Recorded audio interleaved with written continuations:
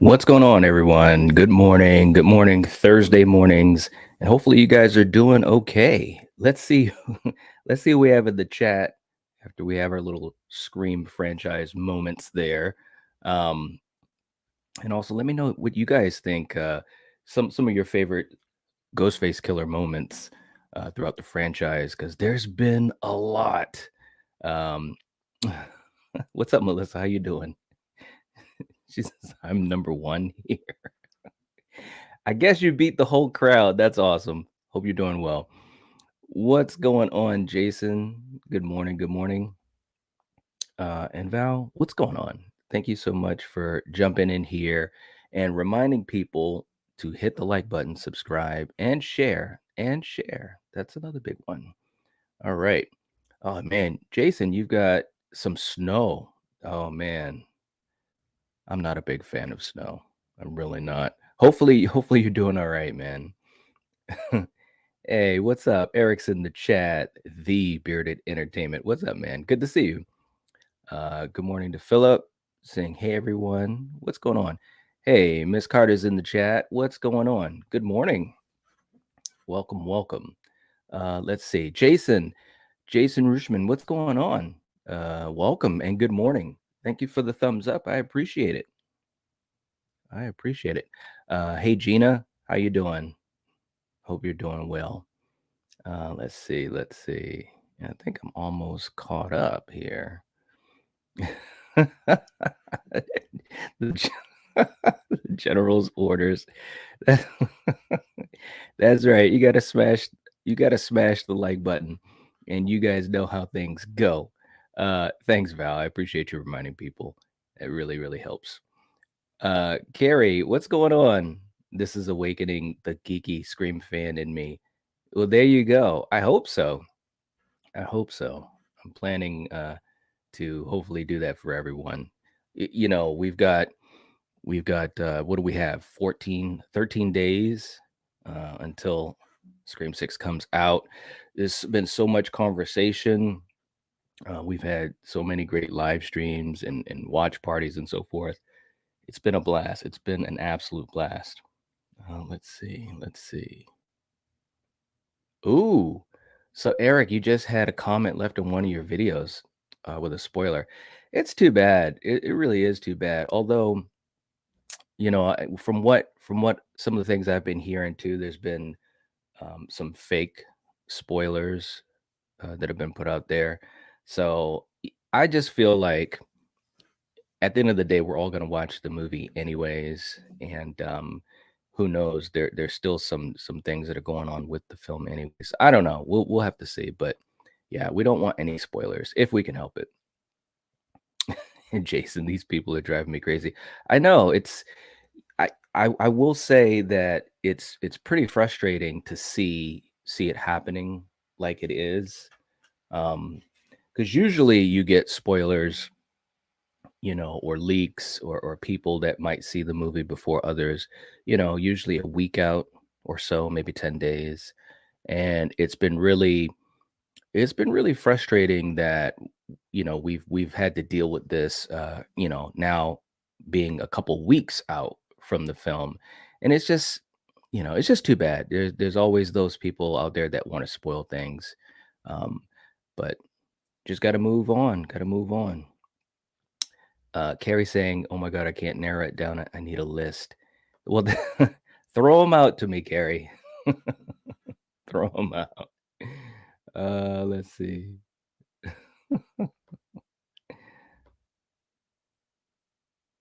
What's up, Carl? Carl's in the chat too. What's going on? Saying, "Here we go. 2 weeks today will be the morning after I've finally seen the movie." Yeah, I mean, it's gonna be quick. It's gonna come quick, guys. It's gonna come a lot, faster than we think. Time just flies like that. So I think, we're going to be having some interesting conversations very soon about what we actually see in the movie and not rumors. Benjamin, what's up? Good morning. Good to see you. And Debbie, I always remember being so pleasantly surprised with it being Billy's mom and love the simplicity of the motive. Yeah, I think that Okay, let's park there for a little bit because I did want to talk about some first predictions for six and also some more theories. But I really think that the reveal for two, I think it was pretty good. It was a pleasant surprise as far as it being just simply revenge. But what they did that I thought was good about it is layering it with the red herrings and obviously with Timothy Timothy Oliphant being so awesome as Mickey. And I really enjoy the reveal for two, to be quite honest. Um and I also enjoy the reveal for three. We just did our watch along last night of three. I like the reveal of three too. The only thing about the reveal for three, and I think a lot of people talk about it, is that it would have been. I think it would have been interesting if Sydney and Roman had, at least some type of scene together before that. I think that would have been interesting. But we all know that there were a lot of changes that were made with three, also with two. So yeah, there's so much interesting backstory to the Scream films. That in and of itself could be conversations. So, but thanks, Benjamin. I appreciate that comment. JJMPB, what's up? Good morning. Good morning. Let's see.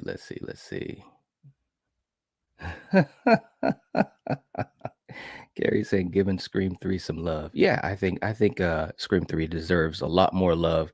Jason saying the Roman reveal, the whole act 3 in Scream 3 is one of my all-time favorites. It was a great third act. There was a lot going on and I really enjoyed it. I really did. And I think that, having that type of showdown between Sydney and Roman, I thought it was well done. Um I enjoy it. I really, really do. Jason saying Scream Two's Act 2 is my second favorite in the franchise, moment in the franchise. Okay. All right. What's up, Omni? Omni's in the chat. What's up? Eric saying they've been leaving lots of spoilers across videos. I take them down immediately, but hopefully none of my subs see it. Yeah, it's too bad. Carrie, you're doing the same thing. It's yeah, yeah. Saying some of them seem inconsistent, so I don't buy that they're spoilers. That is a good point. There have been a lot of talk out there about these spoilers, not specifically saying what the spoilers were, but just saying that there's a lot of inconsistency. And like I said, I would not be surprised when we see this movie that it's going to be a lot different than what we've been told about in spoilers. So maybe that's just being super optimistic, but that's where I'm going with it. What's up, Philip? Saying one of my favorite parts of Scream 3 is the part with Roman getting called out by Sydney. I know that was good. Yeah, I love that. What's up, Kale? Good morning. Good morning. Good to see you. How the hell is Kirby still alive? Well, hey, look, she took the stabs to the gut. It's quite possible, that she could survive it. The cops were there within, what was it like, 10 minutes, um, after she had gotten stabbed. I mean, look at Dewey, look at Chad. We've seen characters, go through a lot and survive it. So I think that's put it this way, in the Scream universe, it's very plausible. So when they said they were bringing her back, officially, when they said they were bringing her back, I had no problem with it whatsoever. What's up, Kyle? Kyle's in the chat. What's up, Knight? It's possible that the lead killers was a fake and the killers were actually characters who lived in previous films and never shown in six before the final act. Um, Maybe. I think I understand the question. You got me confused there a little bit. If I'm understanding correctly, so you're saying characters that were from previous films would be the killers, um, and they weren't shown until the final act. It's possible, yeah. I mean, look at the Roman reveal. Nobody had any clue about, you know, obviously Maureen's past and so forth. And some people, they're not big fans of how that reveal worked. We were just talking about that, but there's a lot of us that are fine with it. So yeah, that definitely could happen. Um, let's see. Val saying, "The guys that I'm on for, I try and help get the spoils out of the comment sections as much as I can, but they've been relentless." Yeah, it's too bad. It really, really is. It really is. Carrie is working.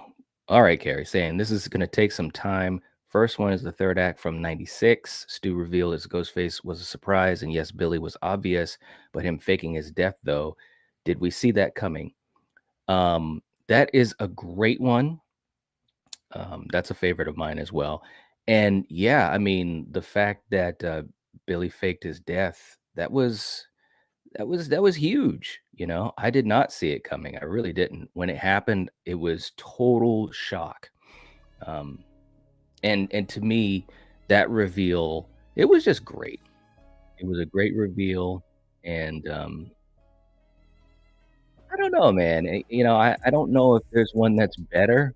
There's definitely some good ones after that, but that was just a great reveal because you were on Billy's trail, throughout the movie, and then they tried to throw you off once, and then of course with the fake out, it was good. It was really, really good.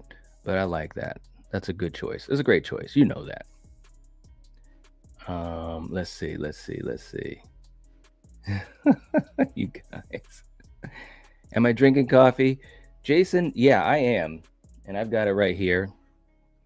I don't know if you are or anyone else, but yeah, I'm gonna have some.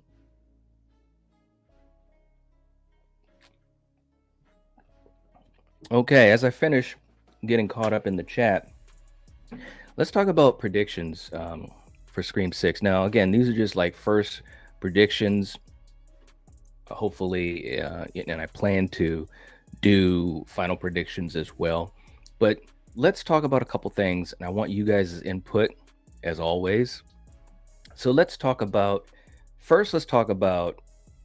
is this film going to do a lot of different things as we've been hoping for? And what I mean by that is, we know what the formula of Scream is, by this point, 5 movies in, and all 5 movies have used that formula.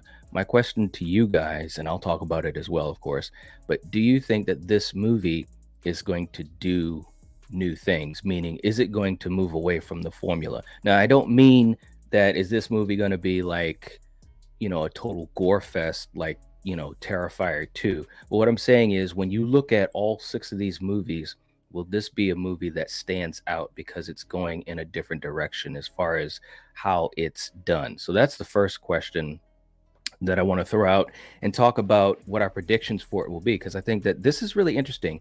When Scream 5 came out, when we saw the trailer for Scream 5, everything that we had heard about the movie, all the marketing, obviously bringing back the OG3, we knew that this was going to follow the Scream formula. It was just going to be kind of a little bit more, a little bit different as far as what Radio Silence was bringing to it. But now with Scream 6, that's the question, one of the first questions that had come to my mind as we started the ramp up for this movie. So let me know what you guys think. All right, let's see. Hey, what's up, David? David's in the chat too. All right. Benjamin saying Scream 3 is fun. I don't know why it's hated, but everyone is going to have their own thoughts on the movies, which I love. I don't understand the love for 4. Really? Okay. I really like 4. Actually, I love 4. Carrie's going to get some coffee. All right. Let's see. Kale, also a fan of 3. Besides the first, it's a perfect meta horror film. Goofy, fun scares with a great cast and villain. All right. Colpon, what's up? Saying, hey, Knight, how are you? I'm doing good. 2 characters with Missing last names have now been revealed. Let me know if you want more info. Did you see the promo with Gil being chased on their balcony? Yes. Looks good. All Let me just say this. All of the marketing has been great. All the marketing has been absolutely great. Um, Starting with that first teaser and all the TV spots, I've enjoyed everything, and I think that they've done a hell of a job to get people excited, and not just people like us. We're the Scream fans, so we're going to be invested, in the movie. We're going to be invested in, going to see it and also to support it in the theaters. But for people that are not Scream fans, and especially people that might be fans, kind of, sidestepped, like, maybe the fans of Wednesday, or Jenna Ortega, I think that they've really done a great job to market those, casual fans into this, and I really think it's going to be amazing. Obviously, one of the predictions that we're going to talk about probably in a short while is what do we think the box office is going to be. So definitely let me know what you guys think about that as well. But yeah, everything's been good. Everything's been good. I haven't seen anything that I didn't like. The only thing, and we've talked about this on live streams, the only thing that I think they started to get a little, we'll have to see the movie as far as who dies. But if you've seen all the promos, if you've seen all the TV spots, there was one possible reveal of a death. And of course, we've had a couple times that there were some times when they alluded to certain characters' death, a little much maybe, but still great marketing. Great marketing. Let's see. I just want to catch up to you guys.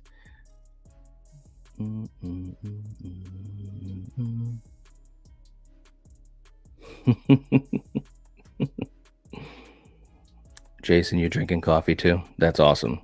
That is awesome.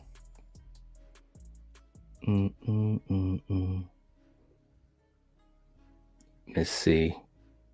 What I ra- would I rather deal with sex bots or people who come into live streams and purposely drop spoilers?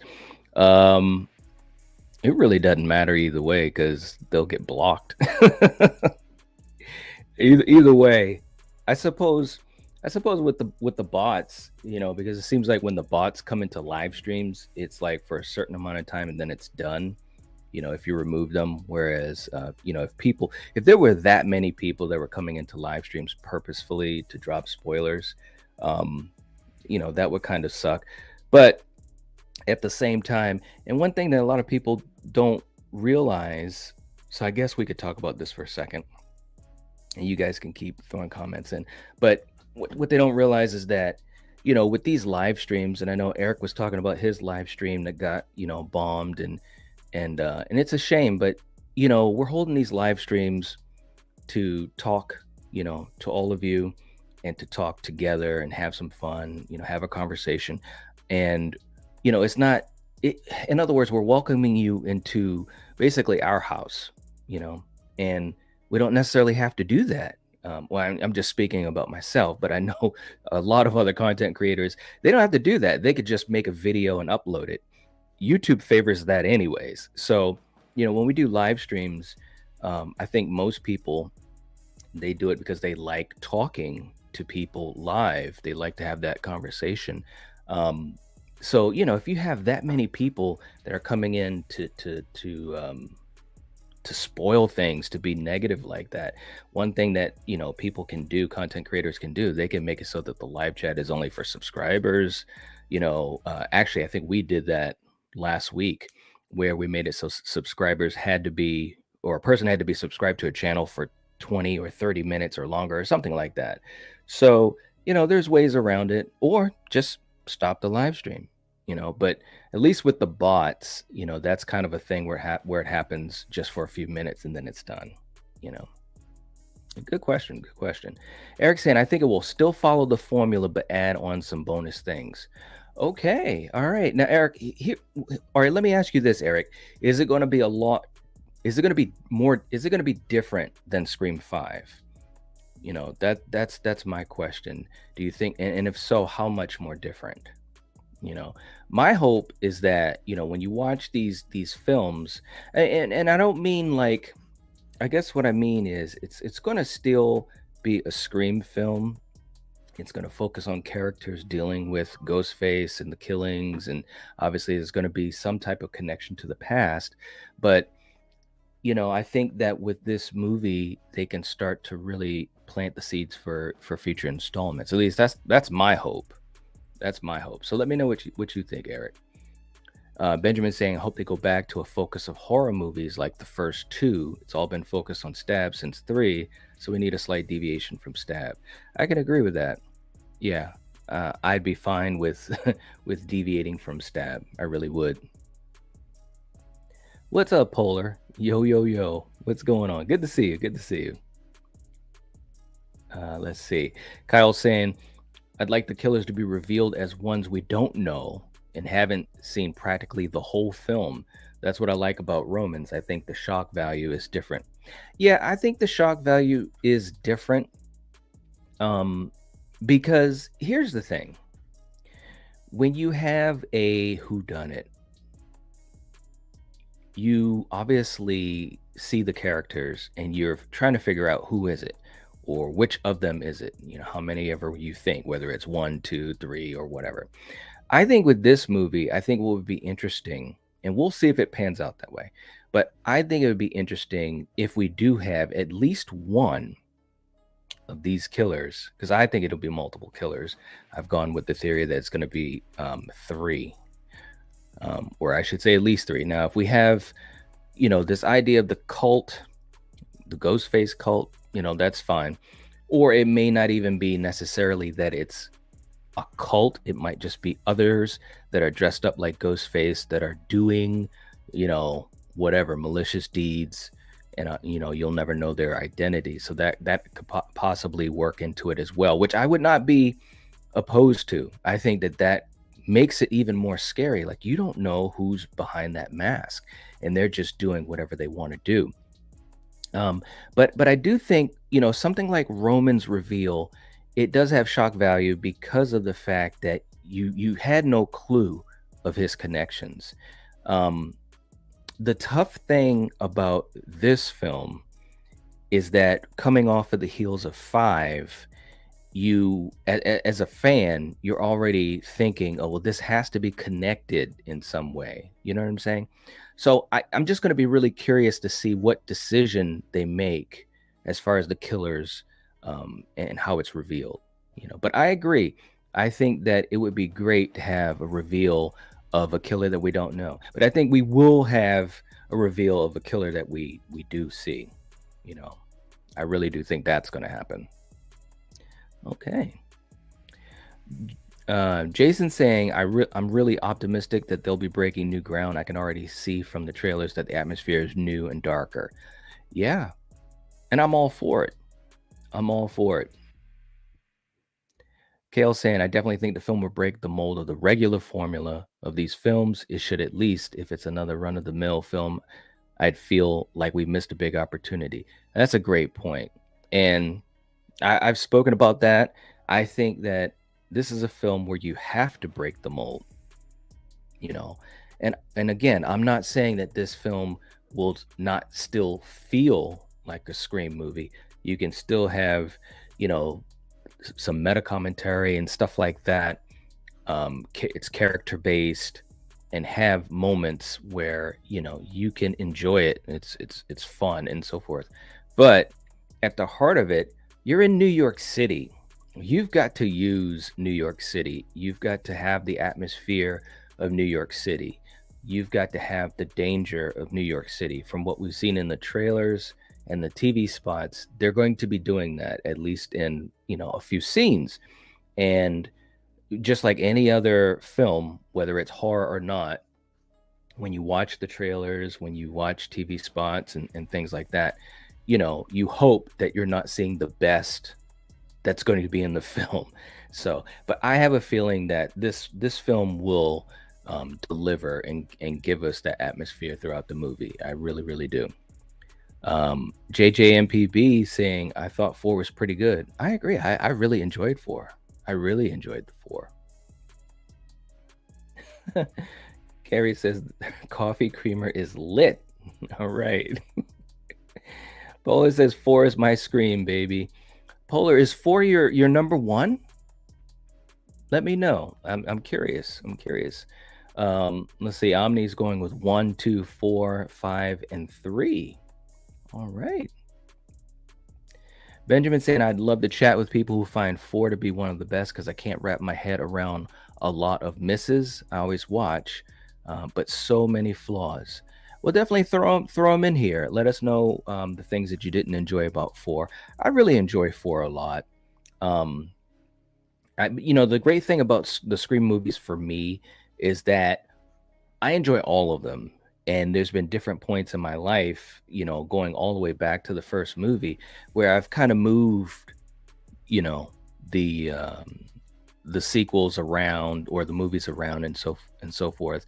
But I really enjoy 4. I do. I think the reveal was great. I think Emma Roberts was great. I think Hayden was great. I wasn't as big a fan of Charlie, the reveal. But if you think about it, Charlie was pretty damn cold and vicious if you think about Olivia's death. So, but before, I thought 4 was really, really good. I think there were a couple missed opportunities, but I mean, hell, I could say that for all of the movies, maybe with the exception of 96, some things that maybe if they'd done a little bit different, that it would have made it better.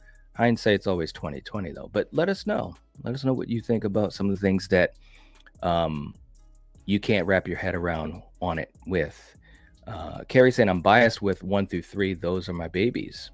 All right. Yeah. Jason saying 100 on the marketing. I have loved all of it. I thought the How to Survive Scream 6 clips are awesome. Yes. I mean, they've been really great. I mean, I think it's undeniable that the marketing for 5 and 6, they have really put the time and effort into it.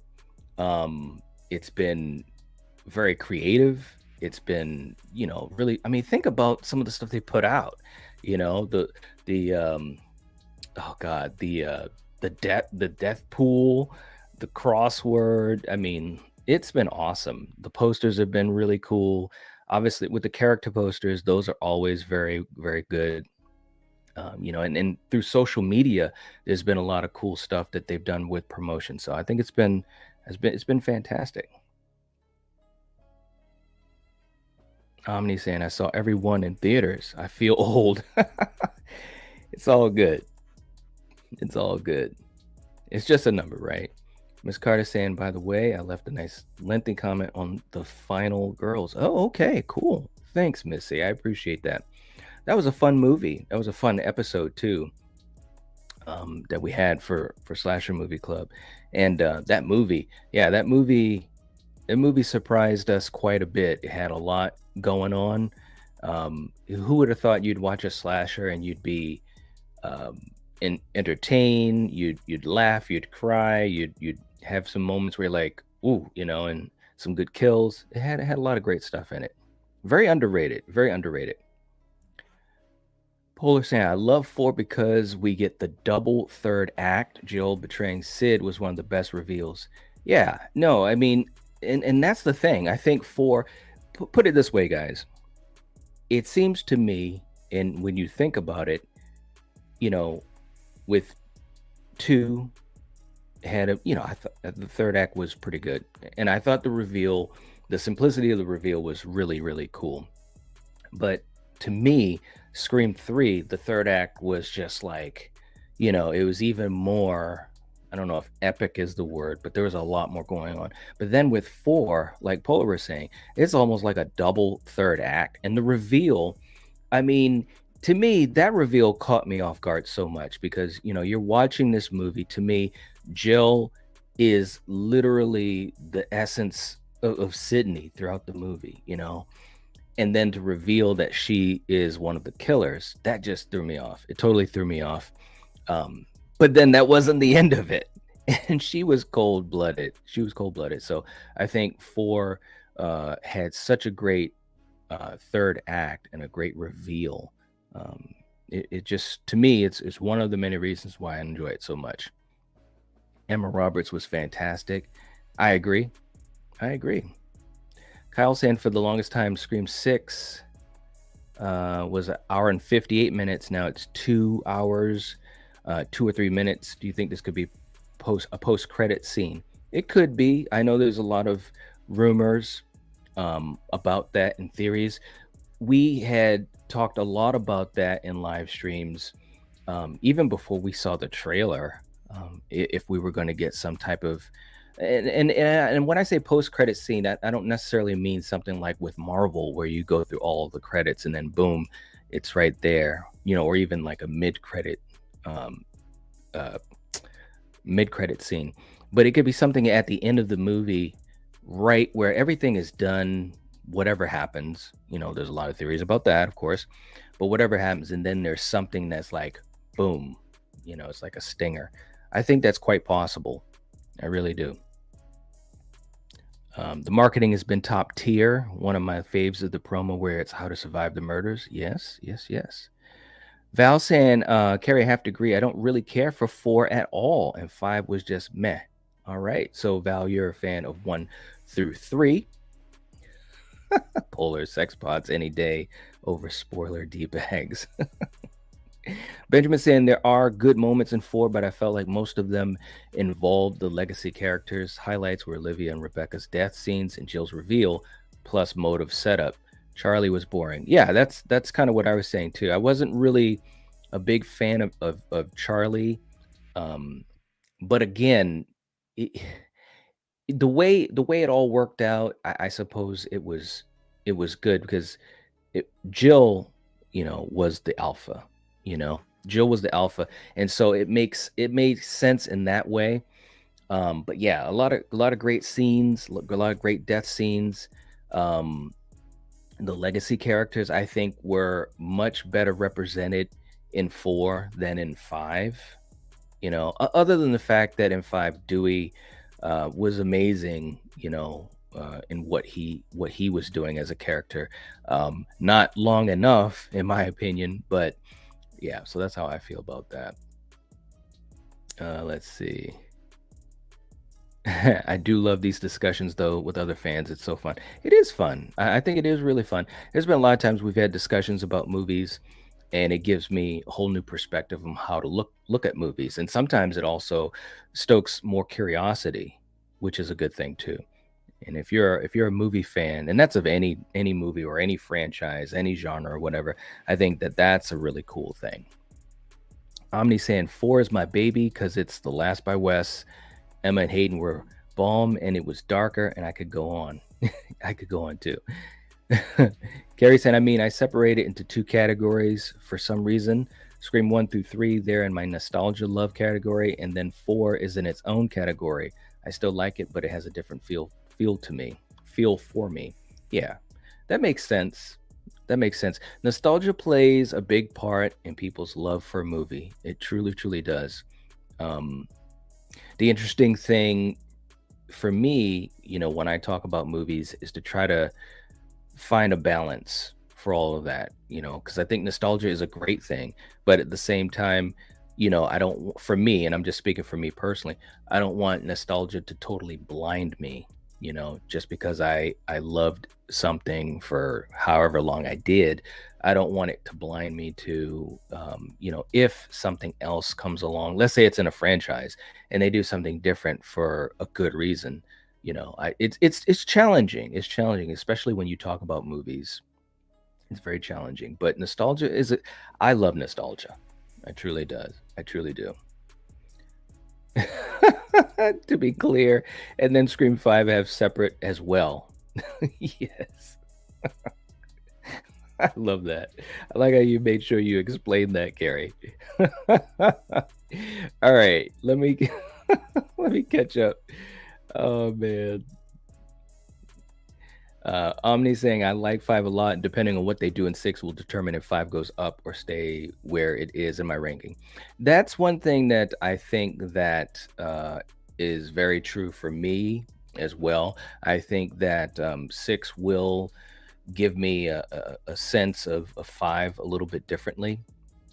Maybe not too much. I think again, it just really depends on what we see in 6. But I can understand that, and that happens with a lot of franchises. You know, I feel much more excited about 6 than I did 5. The marketing and trailers make it look so intense and different in a good way, and I was obsessed when marketing for 5 started. I hear you. Yeah, I think for me, I'm more excited for 6 as well. I think so. So for Scream 2 best moments, that opening is one of the best. The fear of being in peril in front of people who are not helping you, that's terrifying. Gail's chase scene is intense. Also the cop car scene. Yeah, those were great. Those were great moments. Again, I think if you asked me for each movie to name great moments, I think you could do that fairly easily.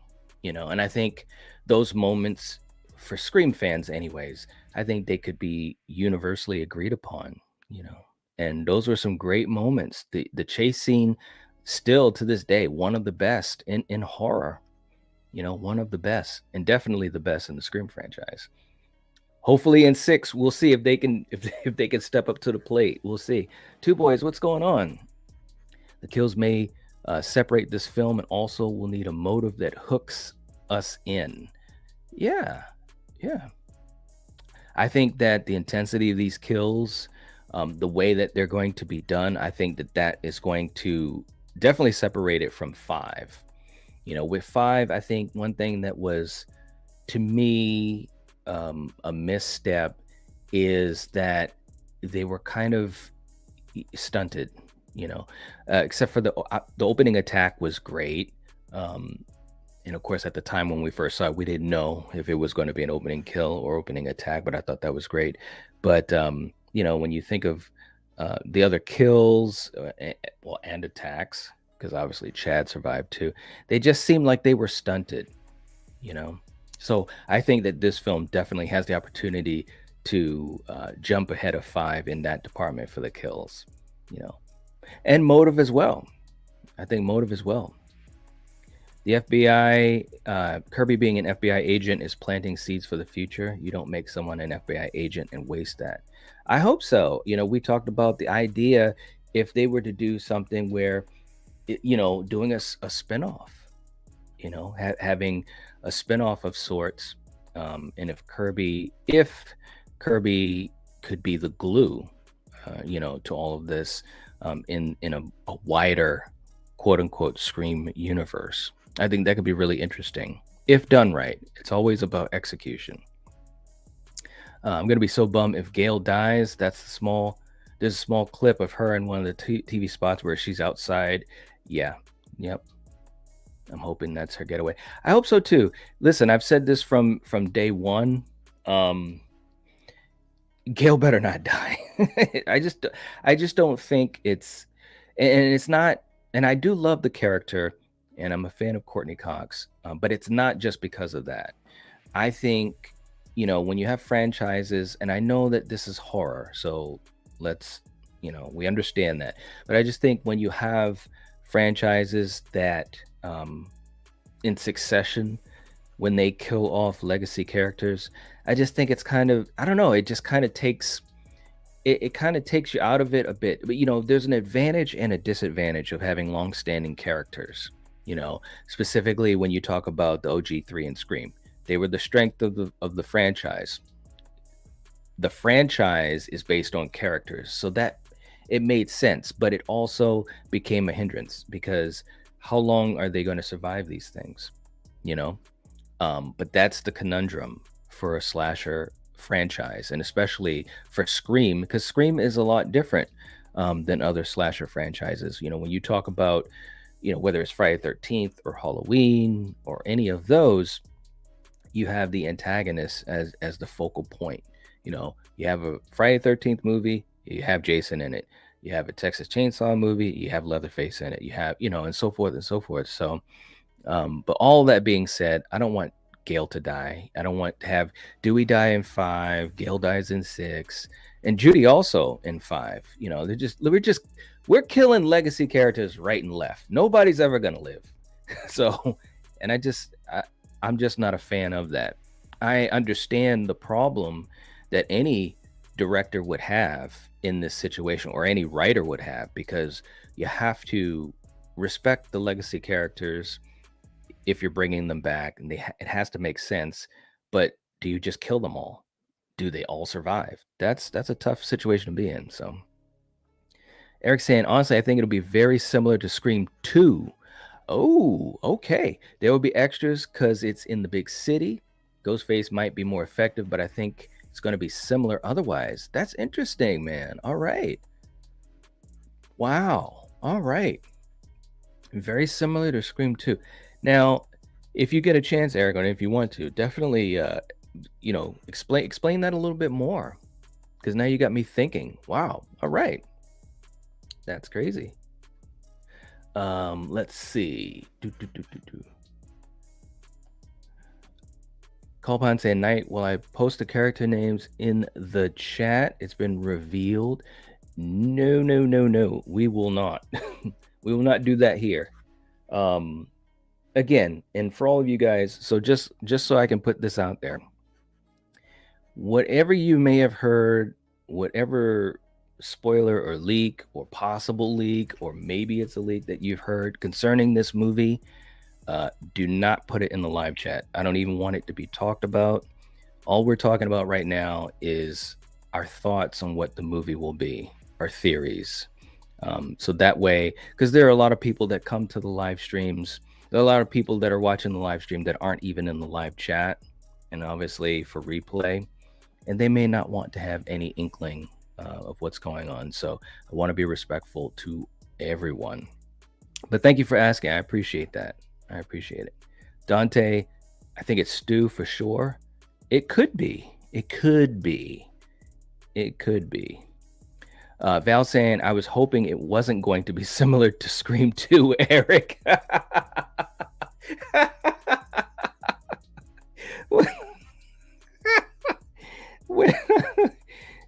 Val, you got. I'm sorry, Val. You gotta explain. Tell us why you don't want it to be. Oh man, that caught me off guard when I read that. Carrie said. Carrie said, Scream 3 best moments.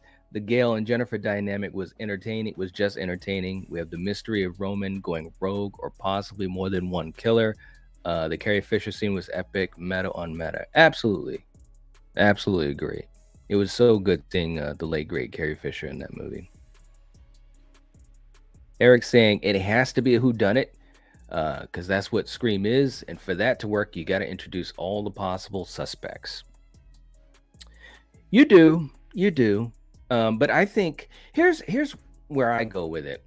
I think that, and again, this is the advantage of this franchise, and it's also the obstacle that it has.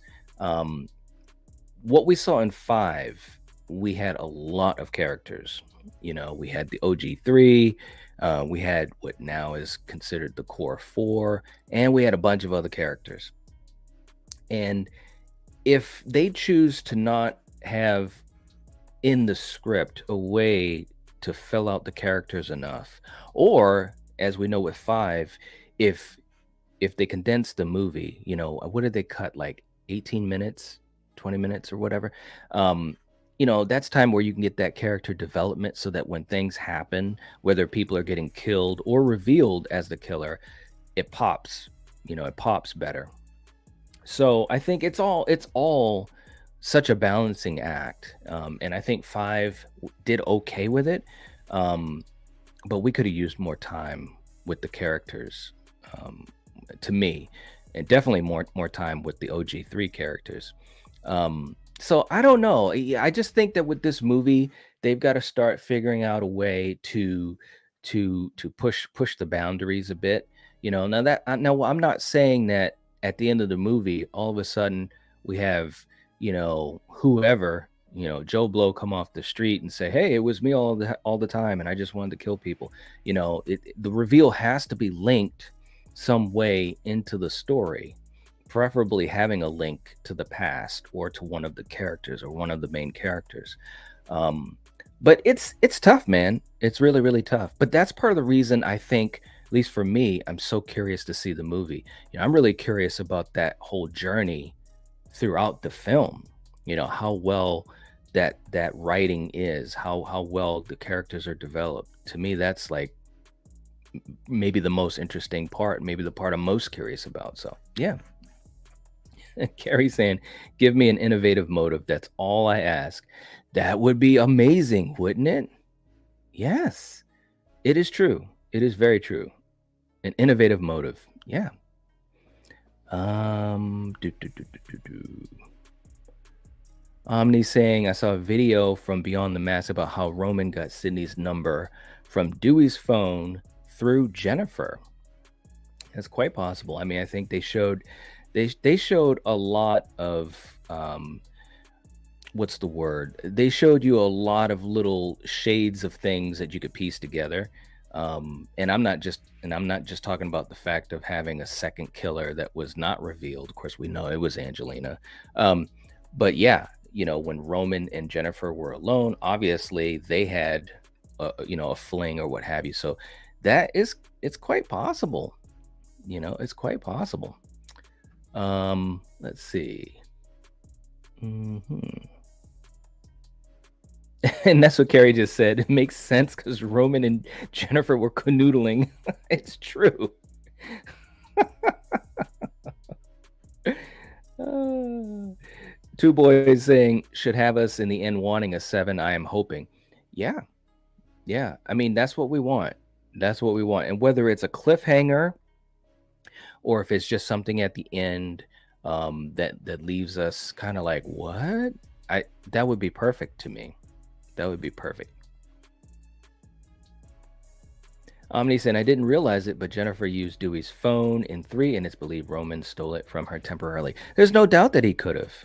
That's to me, I mean, granted, yeah, I mean, you got to put pieces of the puzzle together, but and having just watched 3 last night, there's no doubt that that could have happened. So it makes absolute sense. And it's right there in your face. They show Roman and Jennifer right before the fake out and so forth. So there's no doubt that he could have taken her phone. No doubt. Dante saying it makes sense because we're getting a cult of ghost faces and probably Stu and Jill might be the killers. I'm gonna tell you what, man. If it's Stu and Jill, the fandom is going to explode.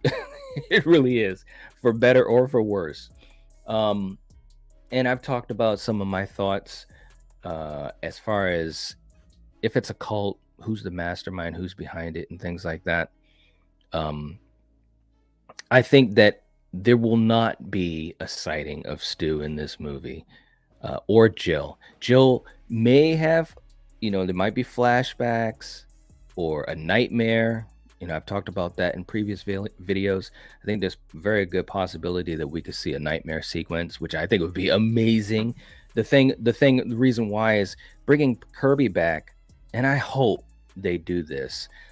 I hope that Kirby, her return has some sense of a connection. Like she just doesn't pop up and she's like, yeah, I've been investigating Ghostface attacks and just keeps on going. I want them to have some type of callback, to 4 and what she dealt with. So that would be the perfect opportunity to have that flashback. I think it's going to be more like a nightmare type of thing, but and we'll see though. I mean, I'm not opposed.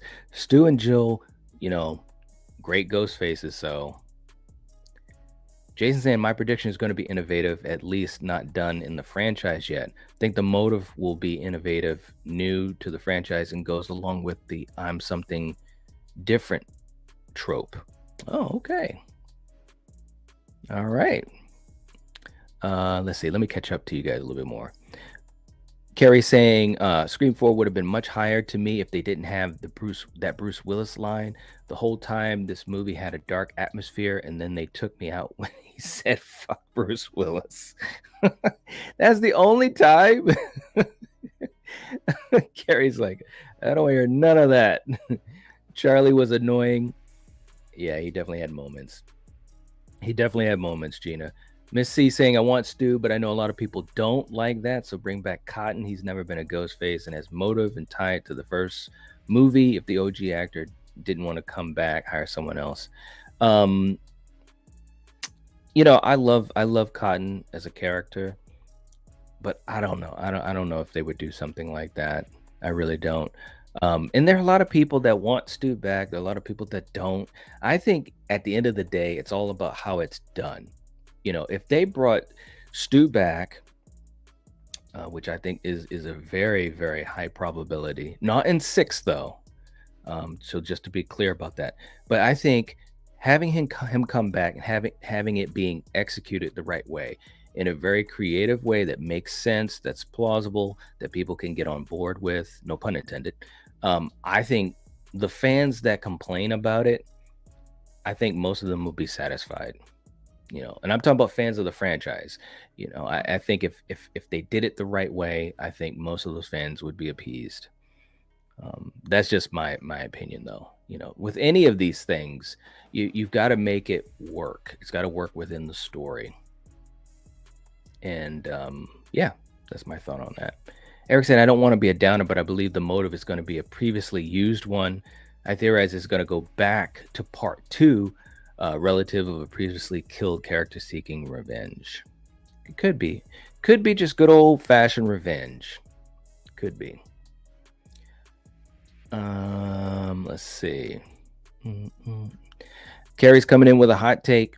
I love the Scream 4 opening. I actually really did. I love the cameos, and I love the movie in a movie in a movie. There were just some other choices I didn't care for. Okay. No, I think the opening was a good opening too. It's for me, it's my least favorite of the 5. But again, that's the thing about this franchise. This franchise is really consistent in the fact that they're all good movies. They're all good movies. There's not a bad movie in this franchise, and I'm speaking, and some people, they may not like the reveals, or they may not like what happened to a character, or they may not like a ghost face like Charlie or whatever. But when I think of a good slasher, when I think of a good horror movie, I've seen some really bad ones, and I'm talking about movies that you just can't even watch. You can't even get on board with. And I think with these 5 movies, one thing that they've been able to do very well is have a level of consistency as far as having these movies be good. And the funny thing is, for me anyways, these 5 movies, there's something that is good or even great about each of them. But I will agree that the opening for 4, I enjoyed it, but I don't think it was good of an opening as the others. So Benjamin saying, first, I want to say I'm not pooing on 4. I still watch and get joy out of watching. It's just my least favorite, but here are my misses. All right, let's hear what these are.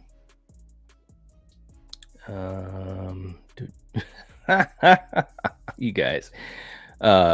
Benjamin saying the opening scene is terrible. I wish they kept it simple with the 2 girls and used the alternate opening. Oh, yeah. I agree with that.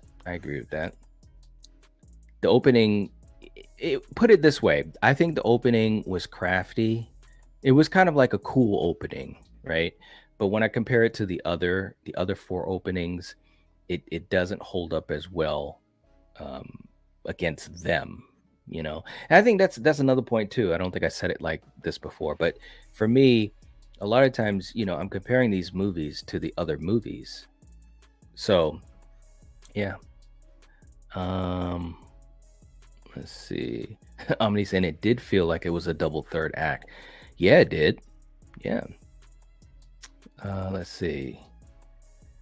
Benjamin saying most of the death scenes were just kind of boring, minus Olivia and Rebecca. Okay.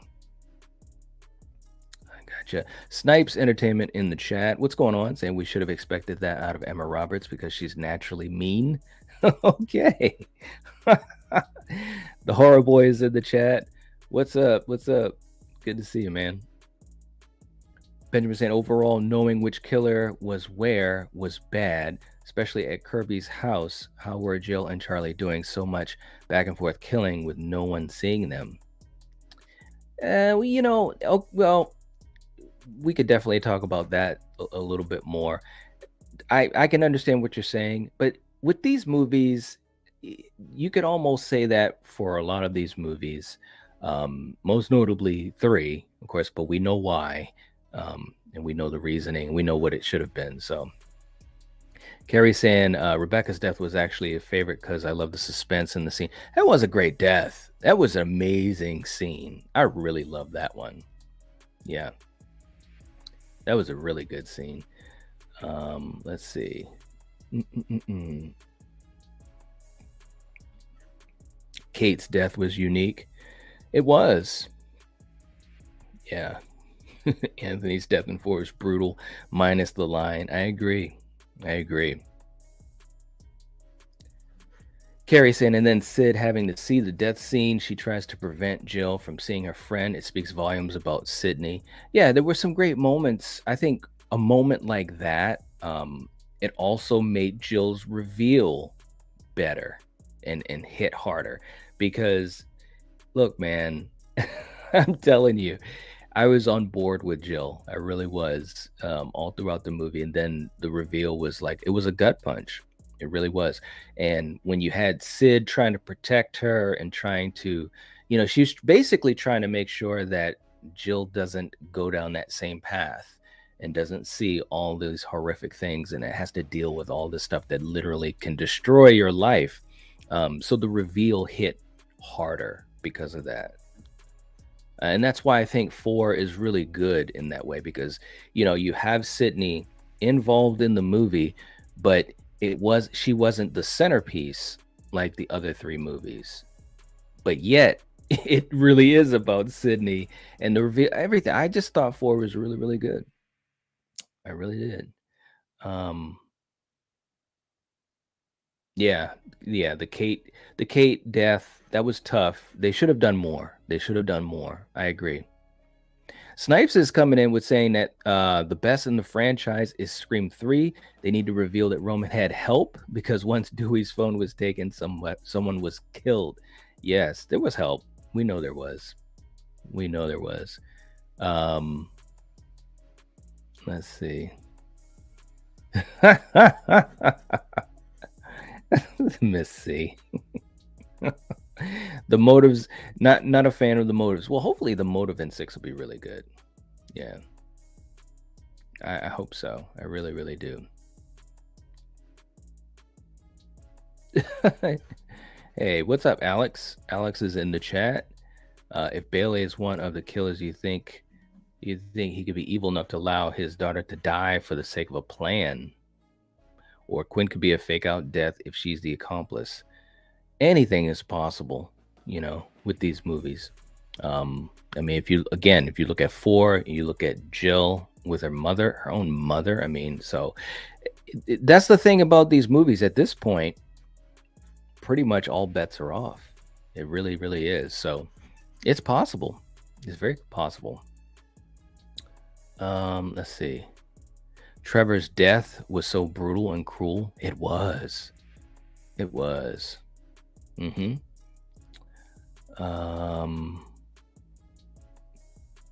And Kyle saying, "No way any of the leaks."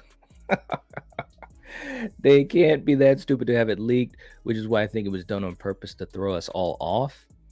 Very possible. And like I said in the beginning of the stream, I think that we're gonna see some surprises when the movie comes out. I think we're gonna have some interesting conversations. I can guarantee you that. And I agree. I agree. I think that there's some you know there's some crafty work being done. Polar Sand 5 isn't my jam. I just never want to watch it. Think they dropped the ball with the character development. Yeah. Yeah, I was just saying that earlier. It just felt like a bunch of people I didn't care about getting killed, which is not Scream. If I want kills, I watch Jason. Yeah. Yeah, I think that was the thing about 5. We needed more time with the characters or we needed to get to know them better. Um so yeah. Yeah. Yeah, I know it's really sad that Hayden's brother passed. It really, really is. Um, and I just hope that she's hanging in there. I hope that she's hanging in there. Let's see. And I know I got to catch up to you guys. Let's see if I can catch up. Snipes saying, I can see the Scream 2 angle of killers are related to Stu. I don't believe the leaks because anyone can say anything on the internet. It's true. Yeah.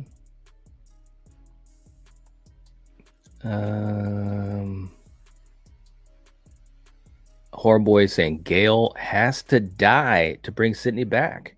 Well, what would bring her back unless she gets attacked in 6, then dies in 7, but dies in the hospital while Sydney's with her? There's a bunch of ways. There's a bunch of ways that Sydney could come back if Sydney is coming back. That's the thing. We got a lot of questions going on, and I think that there's a lot that that we don't know. As far as the behind the scenes going on with what the plans are, or what they hope the plans will be for Sydney, and of course what Nev is going to do or not do. So, but I think that Gail isn't the only reason that Sydney, Gail dying isn't the only reason that Sydney would come back. They could literally write it where Sydney actually gets attacked, maybe her family. There's a lot of different ways that they could go. But even if that was the case, let's just say that the thought was the only way we can bring Sydney back is to kill Gail. I still think that's a poor reason to kill Gail. I really do. And don't get me wrong, I love Sydney, but at this point in the franchise, that's why I said the thing for 6 that's be very interesting versus 5 is how this is setting up things for the future.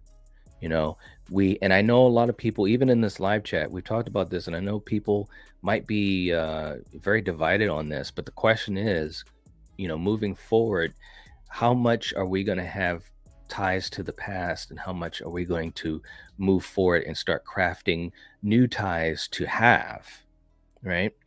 And again, it's a tricky balance, but I do think if Sydney comes back, and I'm hoping that there's some type of way that happens. I don't think it can only be by Gail being killed. Gail could be, it could just be the attack scene itself, and that's what we've seen in the trailer. That could be enough to bring Sydney back, So, anyways, but I get it. I get what you mean, JT. There's a lot of questioning about Sydney and what's going to happen with her. So I get it. There's a lot of different ways to think about it. Let's see. And I know I'm way behind. Missy saying, I get what you're saying about legacy characters, but these actors get older, have moved on, and maybe don't want to come back. Besides, how often could someone survive a near-death kill? That's true. And some actors, they do want to move on from their role, or the franchise. Courtney Cox wanted to die in 4, so, but that didn't happen. Wes didn't want that to happen, so it didn't happen.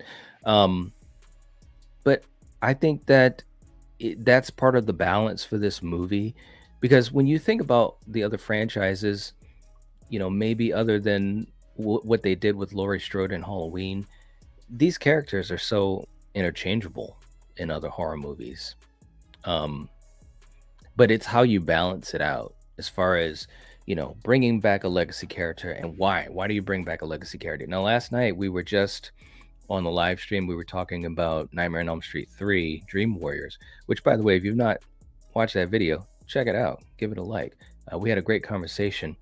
That's a great way, and of course it's just one movie, but that's a great way where you take a legacy character and you bring that legacy character into a new film, and it's not really quote unquote their film. Like this movie was about this new group of kids and what they were dealing with. They expanded the mythology of Elm Street and of Freddy with the backstory. You had all these characters. You had tons of characters in 3, but some way, somehow, they were able to make you, at least for me, and all of us that were talking about it last night, they made you like the characters or at least be invested in them to some degree. But you also respected bringing back Heather Langenkamp into the film. And not only did you just bring her back just for her to wave at the camera and be like, hey, you know who I am? I'm Nancy, right? They brought her back in with a purpose that was so tied into what the movie was about. Like it was totally tied into the movie. And it's just a great example of how you do a sequel with specifically with bringing a legacy character back. And it's really hard to do. It really, really is. But yeah, I get what you mean, Missy. I get what you mean. Let's see. Do. Call upon saying, but I won't post any info. You might cover it in another video later on. Absolutely. And I do have a couple of hopefully videos that'll be coming out. If not tomorrow, then maybe on the weekend. But thank you though. I appreciate you checking in with me about it. Yes. Okay. Now guys, let's also talk about what we think about box office predictions. I wanted to talk about that real quick. Whether or not we think that this will outpace Five's box office or weekend box office. I know a lot of people, I've heard a lot of people, whether they've commented in videos or reached out to me on social media and so forth, have talked about what their predictions are. Some of it is hopes and dreams, but also, just solid predictions of what they think will be going on with the box office. So let me know what you guys think. Is this going to outpace the box office for Five? That's number one. And definitely just throw your comments in. We'll talk about that as I continue to catch up to what you guys are talking about. Let's see. Snipe saying the grand finale would be kill everyone and end it all. Good old fashioned slash fest. Maybe. Let's see. Alonzo's in chat. What's up? I will lose it in the theater if Stu is revealed. I think a lot of people will. Let us know, because you want him back or you don't want him back. Oh man. Kale saying a cliffhanger ending, betting on a cliffhanger ending. Could be. Yeah, and I've talked about that too. The scene where they have the bloody ghost face mask. I think that is quite possibly at the end of the movie, and that would make a lot of sense. It really, really would. I think it'd be a great way to end it. I really do. Have to agree with you on that. Let's see who else we got here. Omni saying, I feel like we're used to slashers just being kill, and that's why I like Scream, because it was a disruptor of the system. It made fun of things and challenged things. I think that's what a lot of people love about it. Yeah. Jennifer's in the chat. What's going on, Jennifer? Good to see you. Good morning. Carrie saying, I could be reaching, but I hope that we could get a Saw-esque jaw-dropping cliffhanger ending for Scream 6. I want my jaw to drop to the dirty, grimy theater floor. I hope that the ending is jaw-dropping, whether it's a cliffhanger or just the ending itself. I think that would be really, really cool. And I think that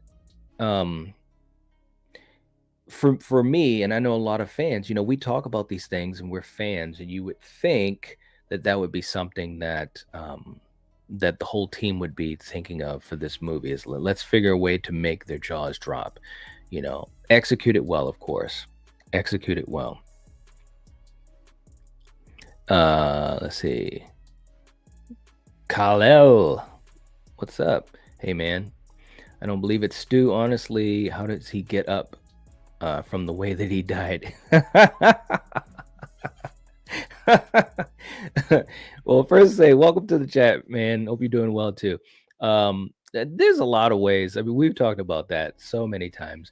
Who knows at the end of the day if it's going to happen? I think they've just been throwing so many little hints here and there, but we'll have to see. Good point though. Hey, Jamie's in the chat. What's going on? Good to see you. All right.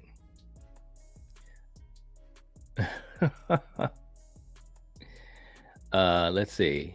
And Omni coming in with a 1-2 saying, let's see. One of the OG characters should die with the other one by their side. I don't like them being separated and killed off before having scenes and moments together. Look at what happened with Carrie Fisher. You don't take the opportunity to have characters unite and the real actors pass away. That's a great point. One of the biggest issues I had with the sequel trilogy for Star Wars is we didn't have we didn't have that moment where the three of them were together.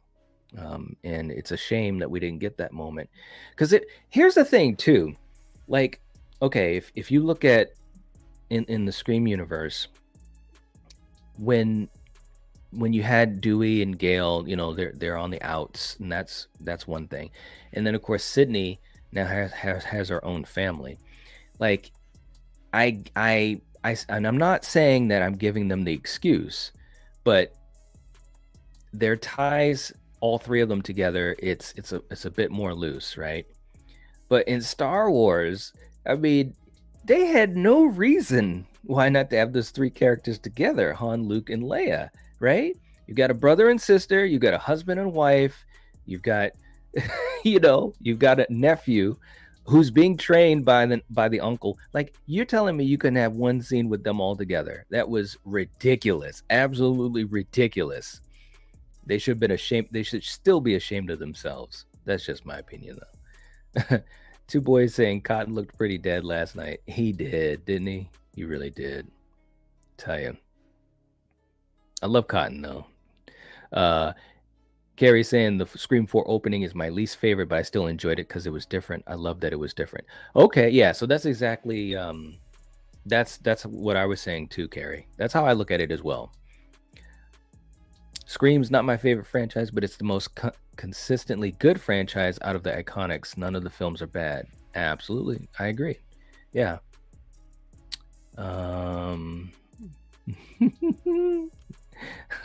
Carrie's on a roll. I was on the Jill train through most of the movie, but then when she was revealed as a killer, it was also revealed that she was just a whiny, lazy teenager who wanted fame for doing nothing. Okay, so okay, so Carrie, you gotta explain this. So you're saying once she was revealed as Ghostface and she was going through her big monologues and so forth, that you jumped off the Jill train. You gotta let me know. Oh man. Let's see. JJMPB saying you got it right, night about 4. All right. You guys are so funny. Kyle's saying there's so many holes in these films, especially 3 with Angelina never being revealed. I just hope 6 and 7 explore these and fill in the holes. I'm gonna be honest, and here's a prediction.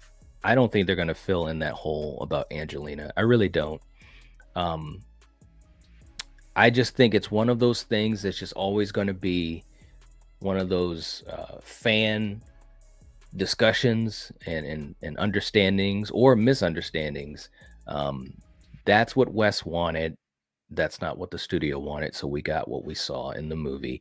But the way that it's filmed, there are many scenes. We talked about it last night while watching it. There's many scenes where there's no way that one person alone could do everything that was being done. And that's just what it is. But I don't think they're going to fill in the holes as far as that plot point. They might. If they do, I'd be absolutely, that would make my jaw drop. That would make my jaw drop.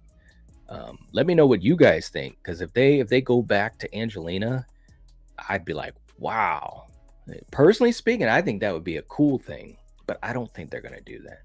I think that from what we've been seeing, that they're and I guess it makes sense too. They're not overcomplicating things in these movies, or at least they didn't in 5, and you would assume that they're not going to get too crazy in 6.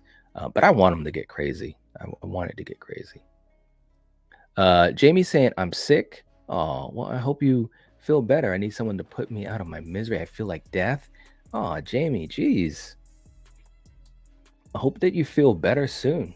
Are you taking medicine? I know there are a lot of people dealing with flus and colds. It's that time of the year, but oh my gosh. I hope you feel better. Two Boys saying, yes, I wanted more Amber development, right? Miss Carter saying, I was feeling that way yesterday, Jamie. I hope you feel better soon. Yeah, absolutely. All of you guys, take care of yourself as much as you can. This is definitely the time of the year for catching anything. Gosh. Thanks, guys. It's a migraine. Oh, okay. All right. Well, I hope that you get some relief from it soon, Jamie. All right. Benjamin saying, got to get going, but had fun chatting. Looking forward to more. Thank you so much. Thank you so much. It was good to have you and hope you have a good rest of the day. Good stuff. Good stuff. Two Boys saying, if they make a ton of money in this one without Nev and can move the story forward, would they even want to bring her back? Yeah, they would. I think so. I mean, put it this way, they'd have more leverage, in negotiations. But I don't think that they would necessarily say, okay, well, we made money with 6. We don't want to bring her back for 7. I don't think that I don't think that they would do that. And if they move the story forward, here's the thing. She was supposed to be in 6. So unless they really had something that they could just totally just throw out of the story and it was almost like she was never in there and they're going in a different direction that's moving away from Sydney, I think they'd want to bring her back. Now I could be wrong, but I think they'd want to bring her back. And if it's not for 7, it could be for further on down the road. I think when you have what we've seen recently, especially recently, most notably with Halloween, when you have these legacy characters, they hold a lot of weight, because Halloween didn't have to bring back Laurie Strode. They didn't have to bring back Laurie Strode. They could have done a movie that was, whatever. It could have been anything else, and people would still go see it. People will still go see it. Now, would it be as popular? Who knows? Depends on the movie. But I do think that when you have name recognition, like a Jamie Lee Curtis, or if you have Nev Campbell, or just the character recognition itself, you think Laurie Strode or Sidney Prescott, I think that really keys in a lot of the fan base. So, but that's another thing that's so interesting about Scream 6. We've talked about how we love the promotion, we love the trailers, we love the TV spots, we love the cast. They're bringing back Kirby, all these great things. But that's one thing we haven't really talked about. I mean, we've talked about it before, but in this live stream is the whole thing with Nev and Sydney's character. It's like that to me is really interesting as well because it could have big implications for the future. Whether or not they want to bring her back, I think they still would, but they definitely would have more leverage. There's no doubt that they would have more leverage to say, okay, this is what we think we should pay you, and so forth. So let's see. Val saying you can't keep having the legacy characters. They end up overshadowing the new characters. Writers then tend to not develop new characters well. Yeah, it's a good point. It's the back and forth of it, right? Although if the writers can do a great job, I think it works. Like, and I'm Val, I'm sure you'll agree with this. Look at Halloween 2018, or even the trilogy as a whole. Laurie Strode is the OG character, the legacy character, and Jamie Lee Curtis is a fantastic actress.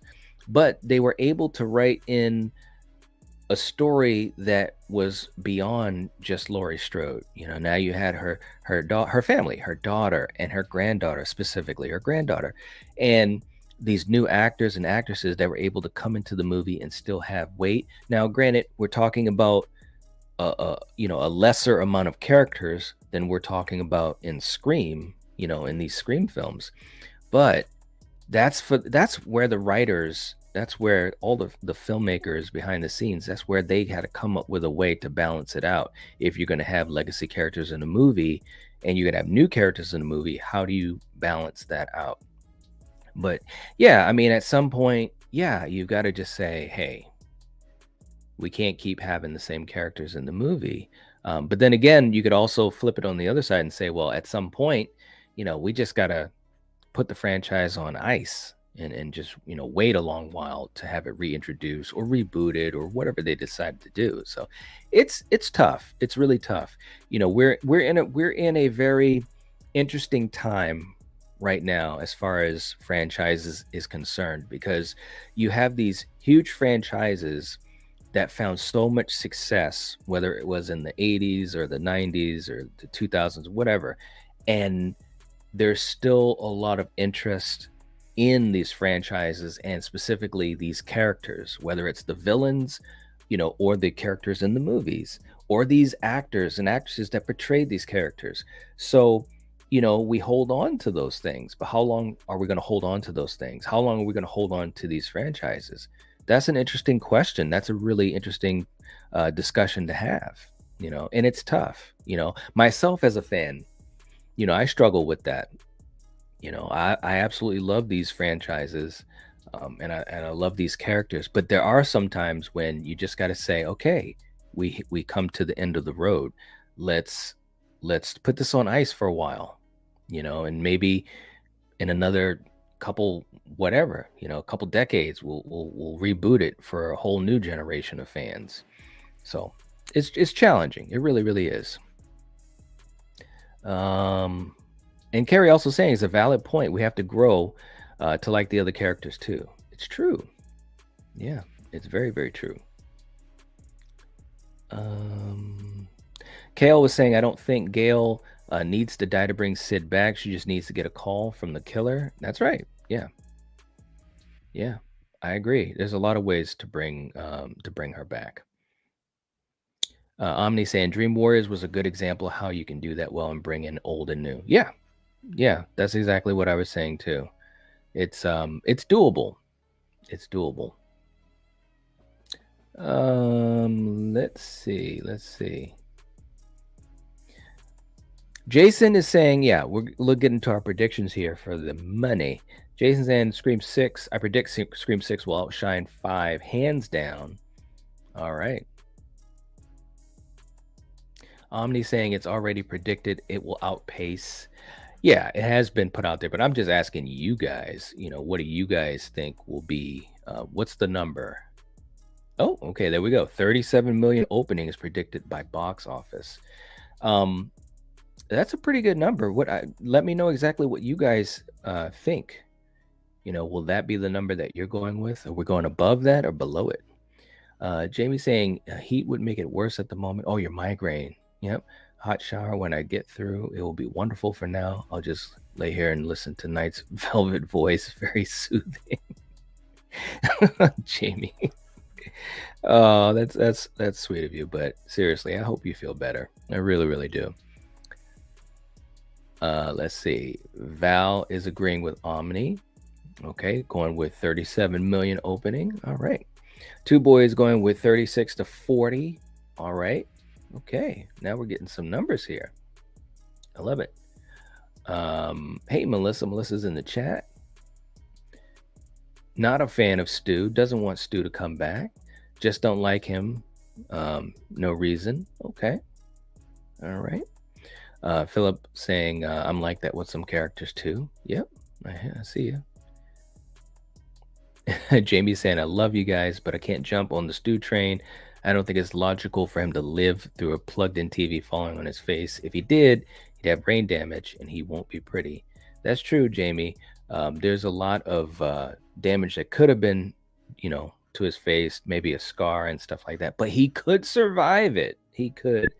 And just so that you guys know, and I know some of you guys know, we did on Craven's channel, this huge live stream event, where we were talking about the obstacles to Stu surviving the events of 96. And we even did research, on people that have survived lightning strikes, direct lightning strikes, and all these different types of things, blood loss.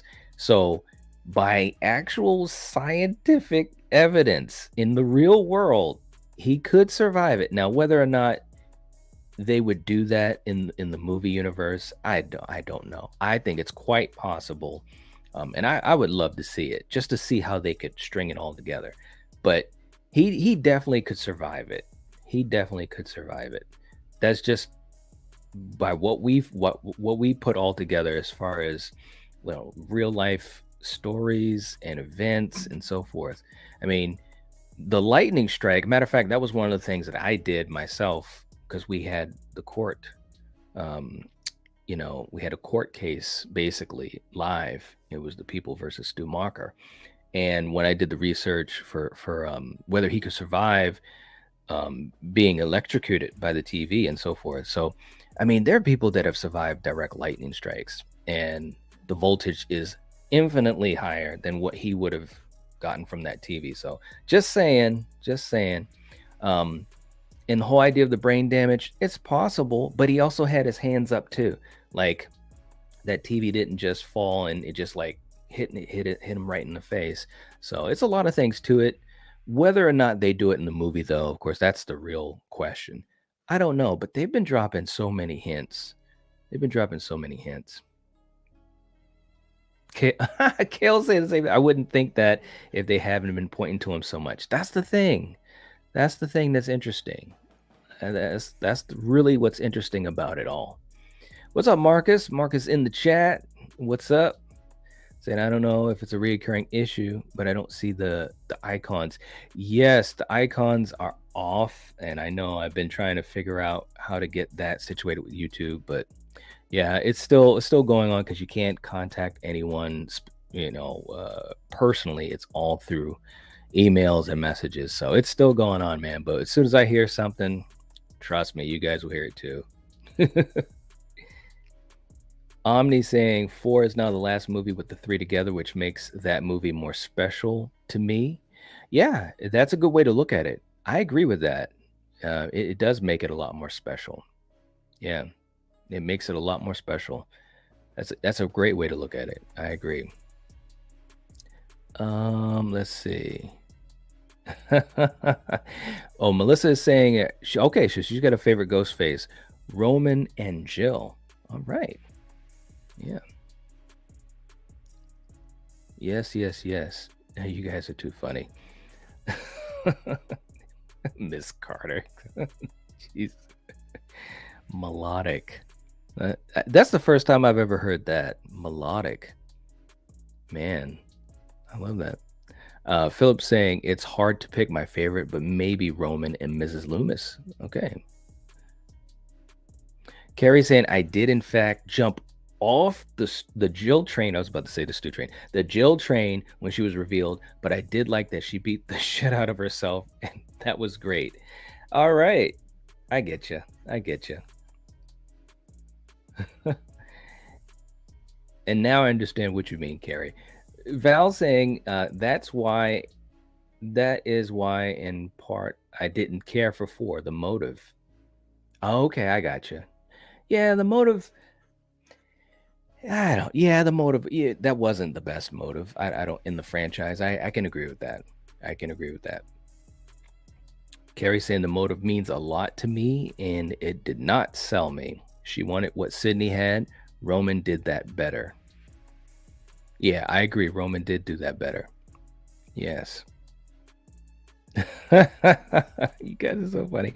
Jennifer saying, I was so nervous about 6, but after seeing the trailers, I'm now with you, Night. Let's get nuts. Yeah, I mean, I think everything's pointing to this movie being entertaining. I really, really do. And I think it's going to be better than 5. Okay, so some more predictions here. We've talked about some box office. Some of you guys have put out numbers and so forth. I think that it's quite possible that we could get a 40 to maybe even 45 million opening weekend. I think that the movie is going to be better than 5. I think that the kills are going to be better. Obviously, going by the trailers, that's probably par for the course. But I'm excited. I'm excited about so much in this movie. And I also think, and I haven't talked about this yet, and I do have a couple of videos I'm working on, but I also think that the opening kill or attack It could be either. I think it's going to be better than 5 as well. So, but let me know what you guys think. Jason saying, for me, Jill's motive was very timely for the time period that it was released. So many teens and adults were going after fame without working for it, sacrificing family and things that matter. That's an interesting way to look at it. It was timely. Um, I think that maybe it could have been kind of hashed out a little bit better because it did make her seem like she was and I think Carrie was saying, a little whiny and stuff like that. I think that that could have been a little bit better how the reveal was explained.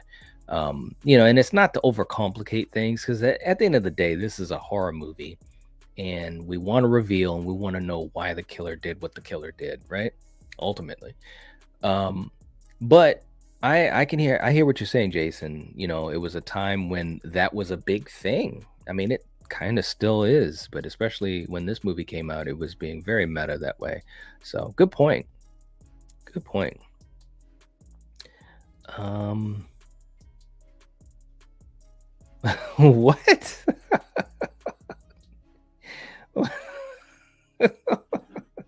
What, Miss C? God.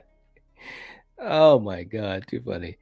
Kyle saying the only way I would accept it is if Angelina was her stage name, just like Maureen for Rena Reynolds, and Angelina comes out to be Christina Carpenter this entire time. And Kyle, I know you probably have seen it. We've talked about that too. That would be kind of an interesting way to do it. But I don't know. I mean, I'm all for it because I think that any way that we can get, some type of Angelina reveal would be amazing. It really, really would, because it's been something that in the fandom. I mean, I remember when I first saw Scream 3, I was feeling some kind of way about it because I was like, well, wait a minute. What? Well, who's the other killer? I literally thought that when I first saw the movie. And so there's been years of this conversation. There's been so many thoughts and discussions and so forth. And for content creators, for us on live streams and in videos, we've talked about this a lot, whether it's here on this channel, whether it's been the Lethal Collective, on other content creators work as well. So I think it would be so cool if they could tie it all together, get that out there as a reveal. But do I think they will? uh, I don't know. I don't know, because I think Radio Silence, and I could be totally wrong. I hope I'm wrong. Let me just say that real quick. I hope I'm absolutely wrong about this, but I think that Radio Silence is trying to keep things very simple and not open up too many paths to the past. Um, I don't know. I don't know. I don't know if they would even do it. I really don't. And even the more I think about it, I'm thinking more and more that they wouldn't. But I'd love them to. I'd love them to. You guys let us know what you think. Do you think there is any way that they would possibly tie links to Angelina? You know, and it could be a multitude of ways, whether Angelina comes back, is either referenced, or like Kyle was saying, which has been something that a lot of people, we've talked about it too. What if she actually is Christina Carpenter or someone else? That would be that would be so awesome. I'm telling you. Jamie saying, I used to take meds for my, oh, I'm glad you're taking, okay, for your headaches night, but it was more trouble than it was worth. Oh, okay. Wow. Hmm. Well, that's kind of a bummer. Well, hopefully rest might help. I hope so, Jamie. I hope you feel better soon. Seriously. Kyle saying, another thing I would like is if a killer from 6 is Angelina and Roman's baby. Ooh.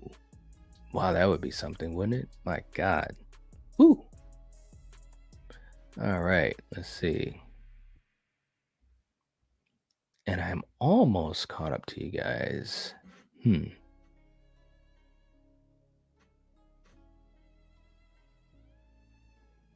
guys are too funny, man. Let's see. I swear someday I'm gonna sit my phone next to a dish of butter and see if Knight's voice melts it. I don't think it's gonna melt it, but it's too funny. Oh man, too funny.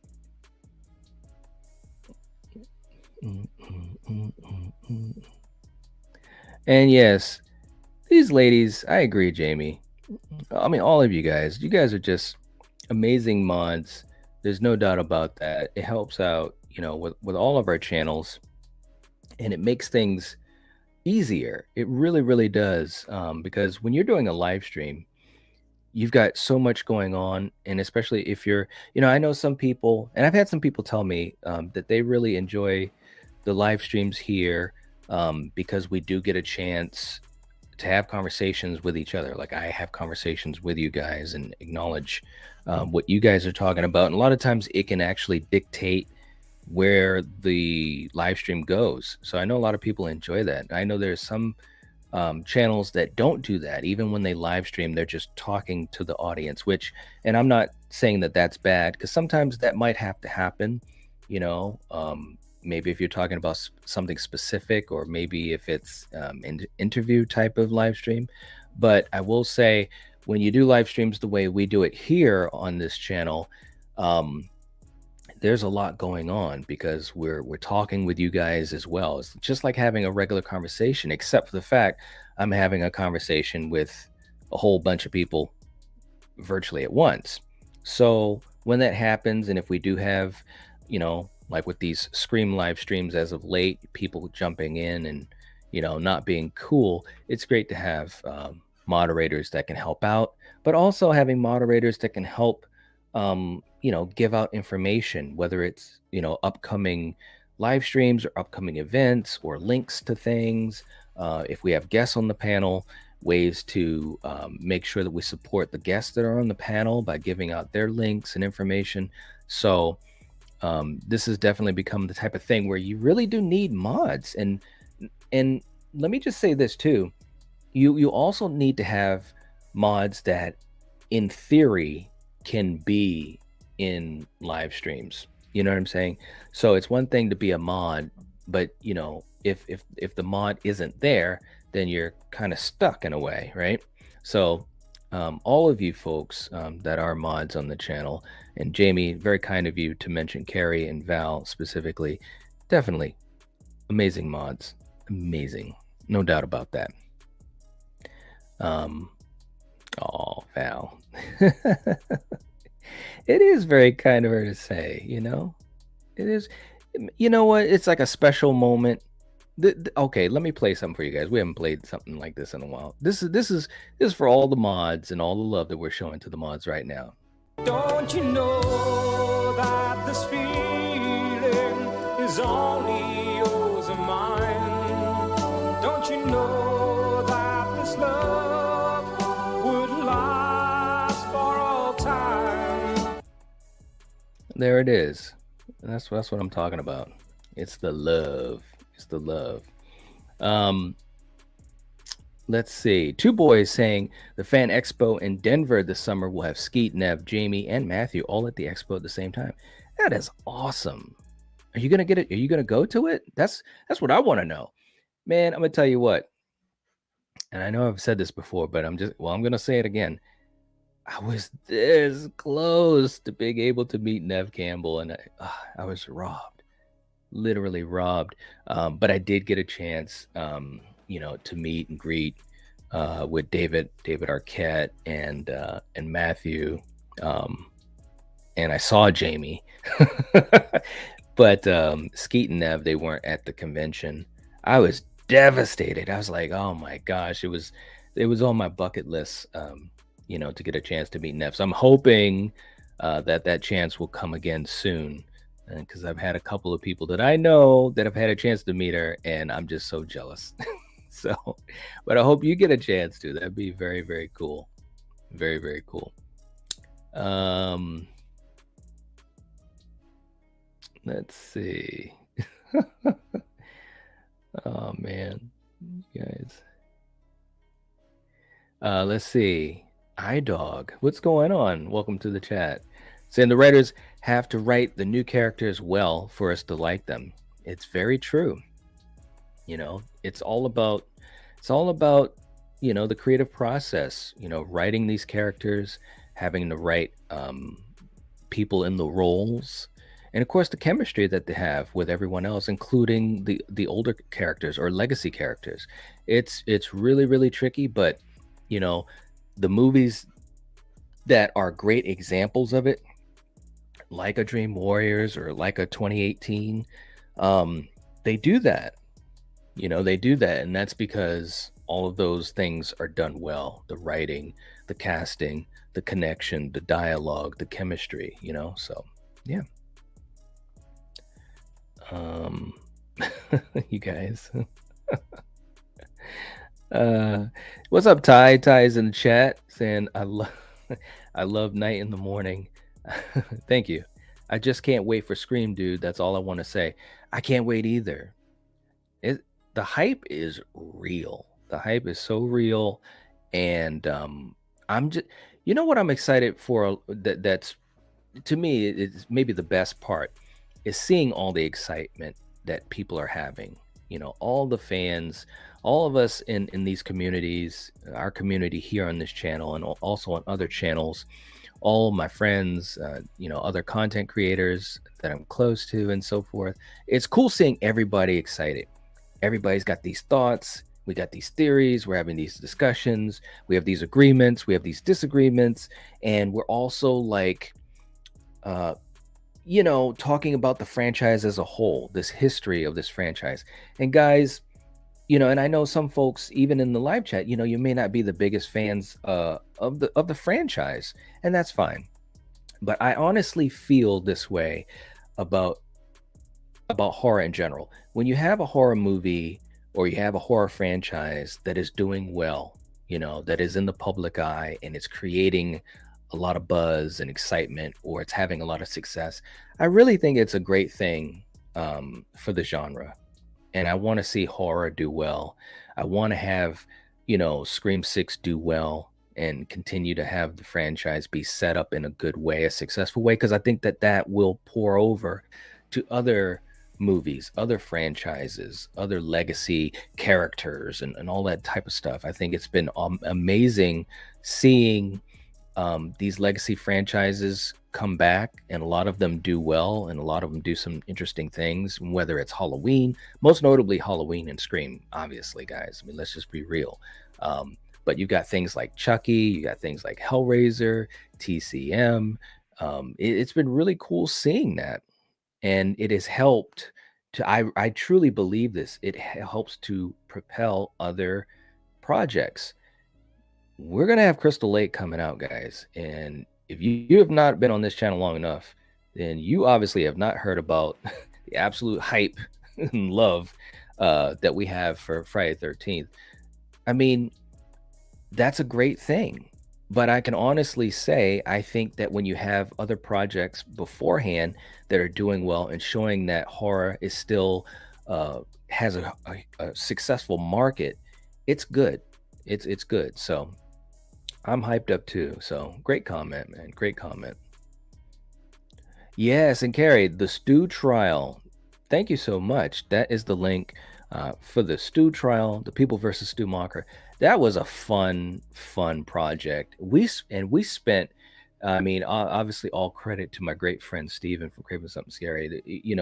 We met, behind the scenes to prepare for weeks. I mean, this was put in motion for a long time, and the research and the planning, and it came off splendidly. It was so much fun, but a lot of cool information, and I think that it's definitely a project that I think personally not only stands the test of time, but it's something that I've watched multiple times since then, and I was in it, right? So that's always a good thing when you can create something that you can enjoy multiple times, just like these wonderful movies we talk about. So yeah, it's cool, man. JT saying, I believe Stu can live from a TV on his head, then Billy doing the whole Force Ghost with Sam. He's a Force Ghost. I love that. I love that.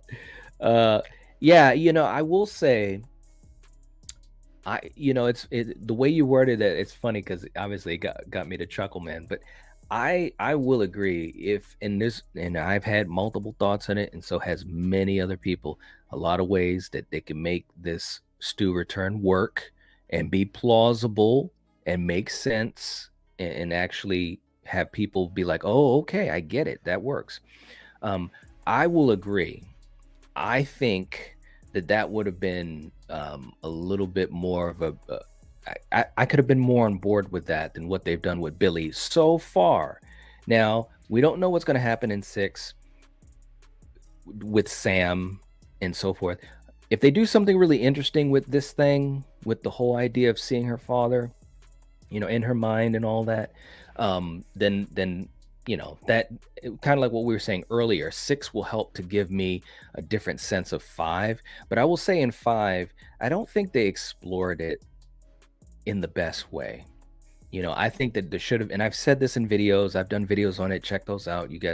Some of you guys I know have probably seen it, but I've said that before. I think that they had missed opportunities with Sam dealing with the visions of her father. I think that they could have gone in a little bit of a more interesting route, having her struggle more with it, having some more back and forth with it, rather than what we saw. We just got like the surface of it, you know and maybe part of that was some of that was cut. Who knows? I don't know. I don't think it was, but anyways. But I get what you're saying, JT. I get exactly what you're saying. um let's see. That's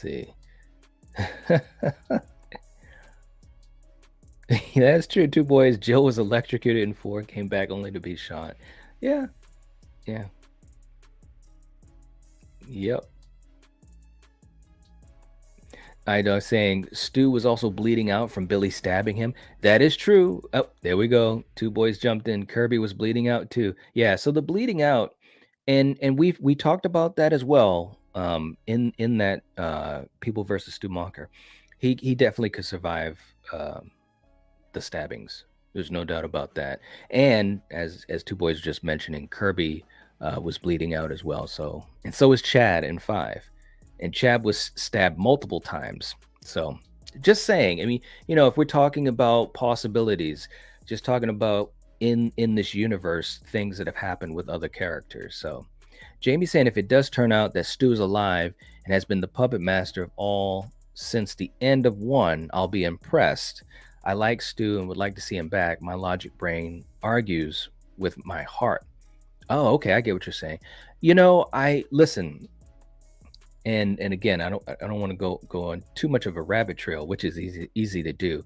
But I don't think I don't think if he comes back, I think he will. Okay, so I'm just putting that out there. I don't think that they're necessarily going to show that he's the puppet master since the events of '96. Now, if they do and that works and they make it work, that's great. I'll be impressed too, Jamie. But I don't think it'll be. I don't think it'll be like that. And I don't think he pulled the strings. Let's say got Miss Loomis involved and Roman and connect. I mean, obviously Roman was the one that got them involved, so it can get pretty tricky. I don't think they'd make it that complicated, but we'll see. We'll see. Miss C saying Knight could start a new career. Nightwatch Zone, the Velvet Tones. His melodic voice is a cure all for anything that ails you. Miss C, if you could put that together and make that work, I'd be all for it. I don't know how many people would watch that though, but a cure all, I like that. God, thanks, Miss C. Mark is saying Marvin Home Alone was electrocuted way worse than Stu and suffered no brain damage. It's true. It's true. Oh man, that was good, man. Good one, Marcus. Val, thank you for putting the link up. We have got our discussion next week all situated, prepped and up on the channel for Nightmare on Elm Street 4, and we've got Nightmare on Elm Street 5 set up on Wednesday. So basically Wednesday nights, we've kind of made it our Nights of Freddy, which was coinciding also with Scream Watch parties on Craven's channel. So it's been working out really, really fun, cool, because I think that there's a lot of, especially with Wes's involvement in 1, 3, and New Nightmare, it was just kind of a cool thing that we've been doing. So if you get a chance, definitely click the link and give the video a like. Both videos. I mean, and let me just say that's true of any videos that are upcoming videos, and I would dare say that's something that any of us that do content would love to see, is folks when they go on the page is liking those videos that are up and ready to go for the future. So yeah, thank you so much, Val. I appreciate that. Um, you guys are killing me, man. Jamie and Missy, voice like butter. That's good. You guys are all right. That's good. Voice like butter. Oh man. Jason saying, I agree with you, Knight, on the box office take as well as the opening. I feel like it will outdo 5 in that vein. I think the opening will involve more than one kill. And yeah, and I've talked about that too, Jason. I think you might have been you had commented on one of my videos about that. I think that it's very possible that it would be more than one kill, and it would make sense. Again, we want to utilize what we have available in this movie, and we've got freaking New York City. So it would make a lot of sense if we're going to do things fresh, right? But still make it feel like Scream. You know, we could have more than one kill. Maybe it's an attack and a kill. Maybe it's a call and a call to someone else and a kill for someone else. And I think that would be fantastic. I think that that would be a great thing. And I think it's quite possible. I think it's quite possible. But I do have this feeling, guys. I really do, that the opening scene is going to outdo 5. I really, and 5 was good, by the way. I don't want to make it sound like I didn't like 5's opening. I think 5's opening was very good. I think it's better than 4. I think it rivals 3, although, and especially watching 3 last night, I really like 3's opening. And maybe that's just because I'm a huge Cotton fan, but that's the great thing about Scream. You can have this debate even with yourself, going back and forth. I love it. Absolutely love it. Let me ask you guys this. Let's talk about something else. We talked about the box office. We talked about the opening. And also for the rest of you guys, if you have a feeling one way or the other, do you think the opening of Scream 6 is going to be better than Scream 5? Let me know. But let's also talk about how many kills we will see in Scream 6. Now, if you guys have a number, you can throw it up. Let me know. We'll talk about that as well. Let's see. It definitely, Mark is talking about the idea of Angelina being Christina. It could work. There's no doubt it could work. There's absolutely no doubt at all. But would they do it? Right? Would they do that? I don't know. I really don't know. Because again, the thing about Angelina, we talk about it because we're fans, because we know what was going on behind the scenes, what Wes wanted and what the studio decided to do, and all this type of stuff. So I don't know if radio silence would interfere with that, so to speak. I'd love it, but I just don't know. Kyle saying, whoever Christina Carpenter is, I do believe she was referenced in 1 in the hallway after Billy and Sydney spoke. You can hear, "Hey, Chrissy, wait up." Could be a reference. It could. Yeah. Could be a reference. Let's see.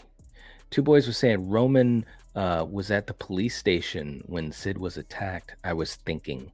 Now, are we talking about when Sid was attacked in the set? Because if so, he wasn't. Let me know, Two Boys. Let me know. Let's see.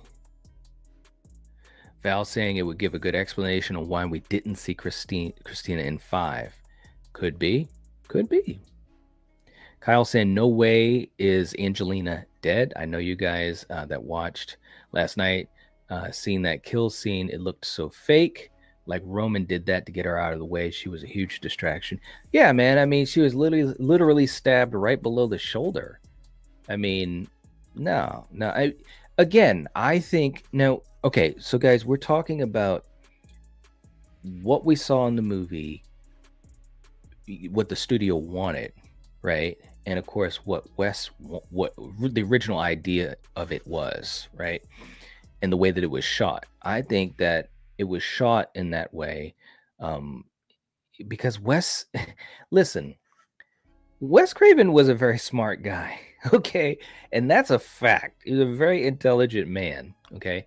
When you have this movie and you're depicting one killer doing all of the things that was going on at the same time, right? Like if there was a scene that happened and a kill happens and then there's another scene and then another scene is one thing, but there was things happening all at the same time that made absolutely no sense for one person to be doing alone, right? um so I think that for us, yeah, Angelina definitely is the second killer, but she's not revealed, you know. And that's the sad part, is that we may never have that actual reveal. I would love it. I would absolutely love it, but we may never ever have that actual reveal. So yeah, the way that Roman killed her, the way that she was dragged away, I mean, that when do you see that? Who does that in these movies, right? It just doesn't happen. So yeah.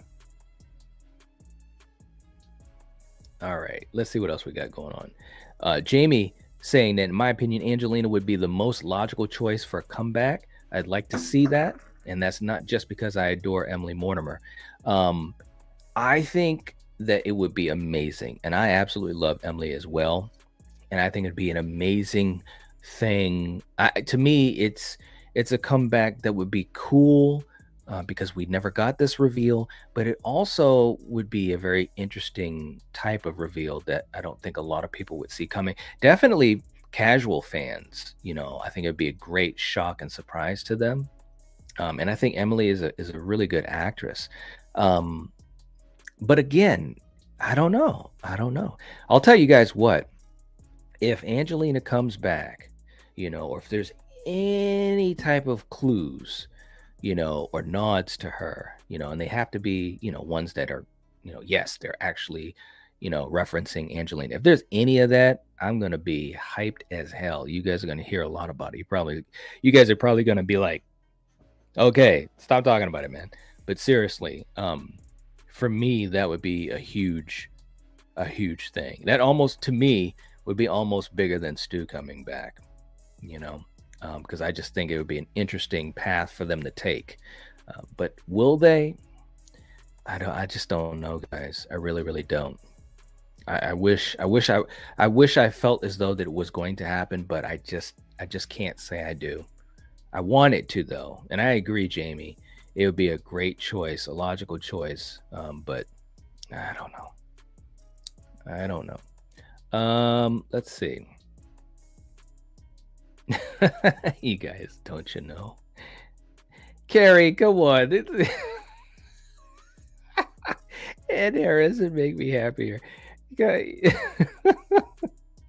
All right, let's do this one for you, Carrie, because you're throwing it out there, and I don't wanna leave you in the dark. All right, here we go.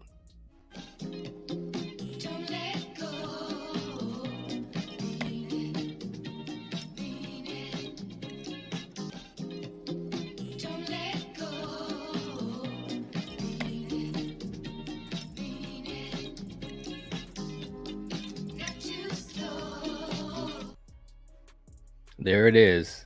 There it is. Thanks, Carrie. It doesn't get old. It doesn't get old to me. All right. All right, all right. Let's see. Let's see. You guys are so funny, man. We're trying to figure out different ways to bring people back. That's pretty cool. Gina, catch you later. Going to go and walk Ziggy. That is awesome. Have a good day. Have a good day. Jamie, Ed Harris always makes me happy. Well, I'm glad, Jamie. I hope that put a smile on your face and hopefully helps you to feel a little bit better right now. I know it doesn't solve migraines, but yeah. Um, let's see. And saying for all you Twin Peaks fans out there, tomorrow is Laura Palmer's day, February 24th. Woohoo! Nice, nice. Jamie, you are the spokesperson, I would say. Like you are the top spokesperson, at least that I know in these many communities that we have. Very, very cool.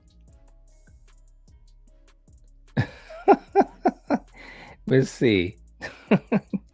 Yeah. Kill, yeah, I mean, we've had a lot of different we've had a lot of stuff going on with scheduling guys that, you know, you guys just have no clue. You know, to get a live stream together. We were talking about this last night for the watch party. To get the live stream together, and I know some of you guys that do get on panels know this yourself. But to get a live stream together, it takes a lot of effort, you know, because people have so much going on in their lives, whether it's work, family, just self care. I mean, like we've been talking right here, Jamie's dealing with, a really, really, bad migraine. And when you do live streams, for most content creators, but I'm speaking specifically about the Nightwatch Zone. We get on the live streams, or I get on these live streams, and you're doing a lot of engaging, and it definitely there's a lot to it, or at least we try to put as much effort as we can into what we do. So it's really, really challenging, and to do that while navigating life and work. Um, I tell you guys, the fact that and we've been doing a schedule that has stayed fairly consistent for what feels like forever now, and it's challenging. It really, really is.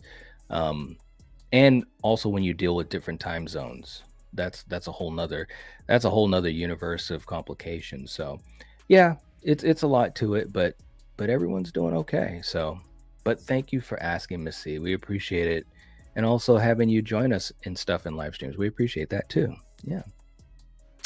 Let's see. And I know I'm way behind. As we start to wind down, we're going to be winding down here soon.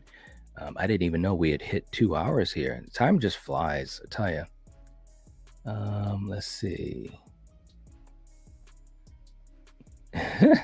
You guys. Hey, what's up, Tori? Tori's in the chat. Good to see you. Good to see you. Hope you're doing well.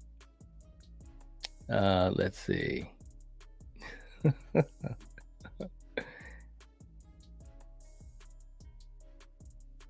Oh, Val, you're all right.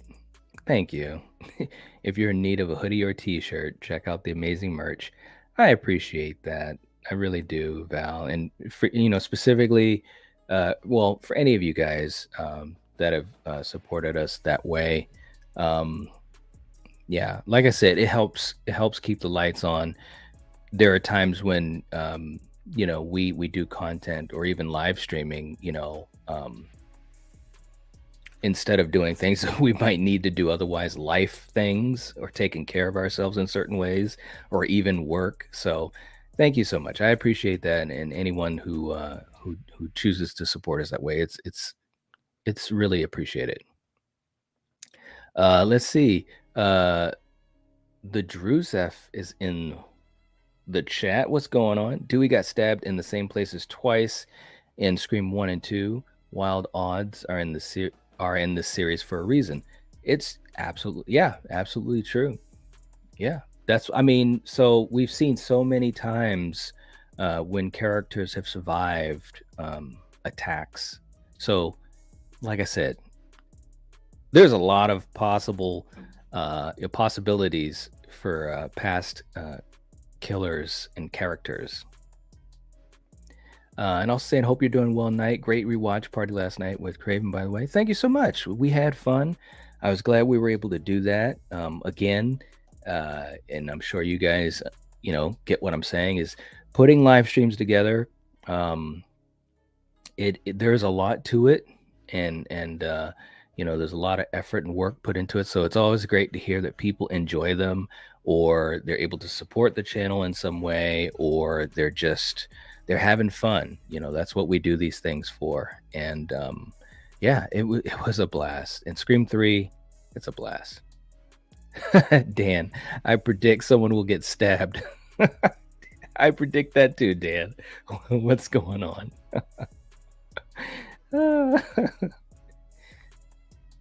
Let's see. I just come up with ideas. I'm not good at follow through. Yeah. Sometimes that's the same thing with me. Sometimes the same thing with me. Val, thanks for the link for Nightmare 5. That's up. So again, guys, if you get a chance, it would be fantastic with all of the folks that are here in this live chat if we saw that many likes on that video, because there's the link. Just click it, hit the like, and you're all set, and just come back to this live stream. It takes about 3 seconds to do. Thanks, Val. I appreciate you always do that. It's like, there's a lot of ways to help out the channel. These are like the extra ways. These are the next level ways. So thank you.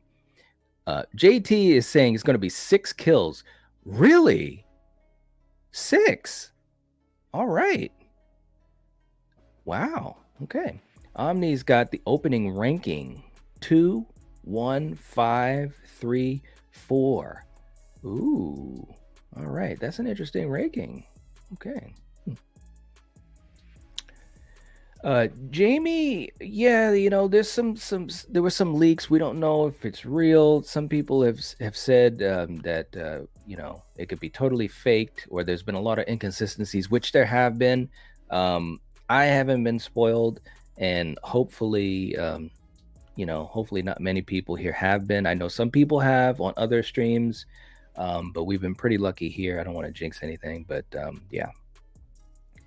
Val saying 6 to 8. Jason saying 6. All right. A kill by the radio tower is possible. Could you imagine that?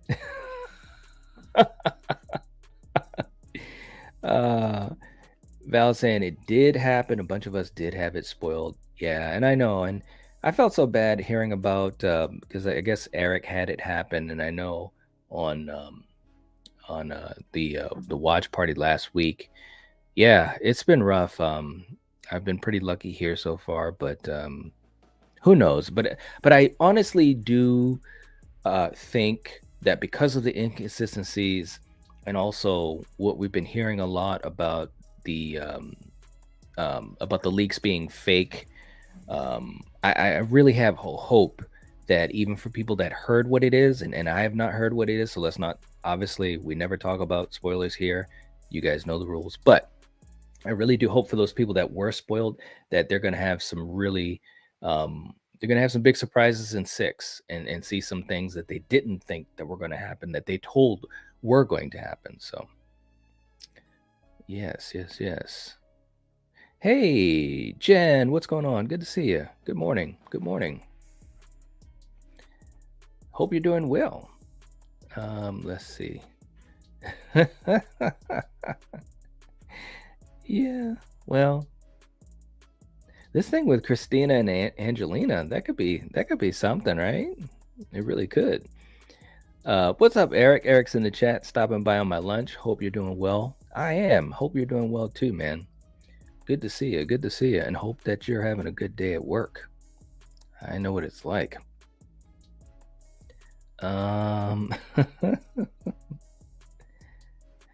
And Two Boys saying they probably will have their own stamp on things and not really tie in any killers from the older films. Well, that's kind of what I was saying. I don't know if they're going to get that complicated with the whole Angelina angle. I think it would be fantastic, if done right. I think it'd be a great way. I think it, and I've actually said this too, I think it'd be a nice nod to Wes as well, because that's what the original game plan was. So I think that would be a really good nod to Wes, but whether or not it happens, I'm just telling you guys, I don't know. Saying Emily was filming for an Apple TV series coming up, so not sure on timing of things, how it would line up, but you never know. You don't. We don't know until we see it. We can be hopeful. Let's see. And I know I gotta catch up to you guys here. Way behind. Well, not way behind, but behind enough.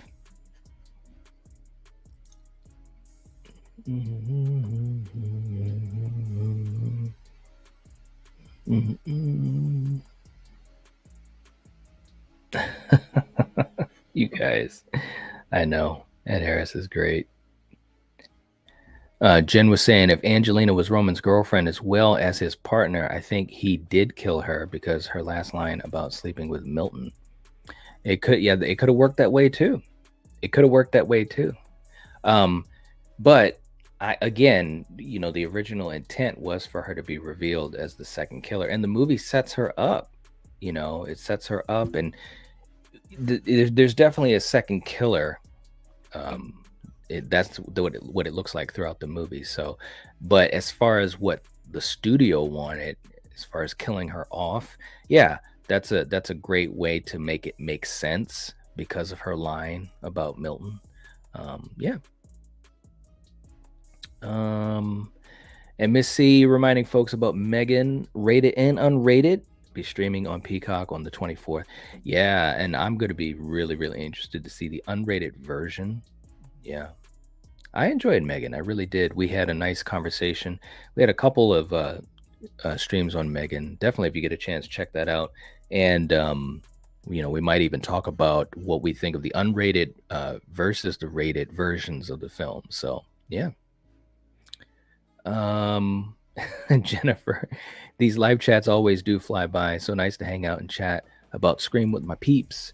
It does fly by because there's just so much to talk about, and all of you guys, as you guys know, especially with these Thursday morning streams, my feeling on it is to just kind of hang out, with you guys, and we're just talking, just like if we were all hanging out somewhere, kicking back in the living room, preferably with some snacks or something, and just talking about movies. And it's always really interesting because people have so many different ways that they can look at things. And yeah, I mean, it's just fun. It really is. Jamie, I need Nightwatch merch today. Well, go for it, Jamie. We got the link in the live chat. I would love for you guys to get some. That would be great. And also shout out, and I know some people have sent me some images. I might start posting them on social. I think I did a couple, but Dan, and I know you're in the chat, or at least you just were. Dan's like posted images, and he's got the Nightwatch hoodie just like blazing right in the front. And I'm like, wow, that is so awesome. It is really, really cool. So for any of you guys that do get any merch, and if you do, if you have no issue with me posting them out and so forth, let me know. Let me know. Take some pictures and send them to me. That would be great. It'd be awesome. But thanks, Jamie. I appreciate the sentiment. And if you need the link again, let me know. It is on the page as well. But Philip saying, "Night, I love this stream because we all have different points of view, ideas. It's great to talk to everyone because no one here is fighting or attacking each other like you see a lot nowadays." It's true. I think that it's fun to just talk about it. It's just like having a group of people, group of friends hanging out, and different ideas and perspectives. This is literally what I do with my own friends.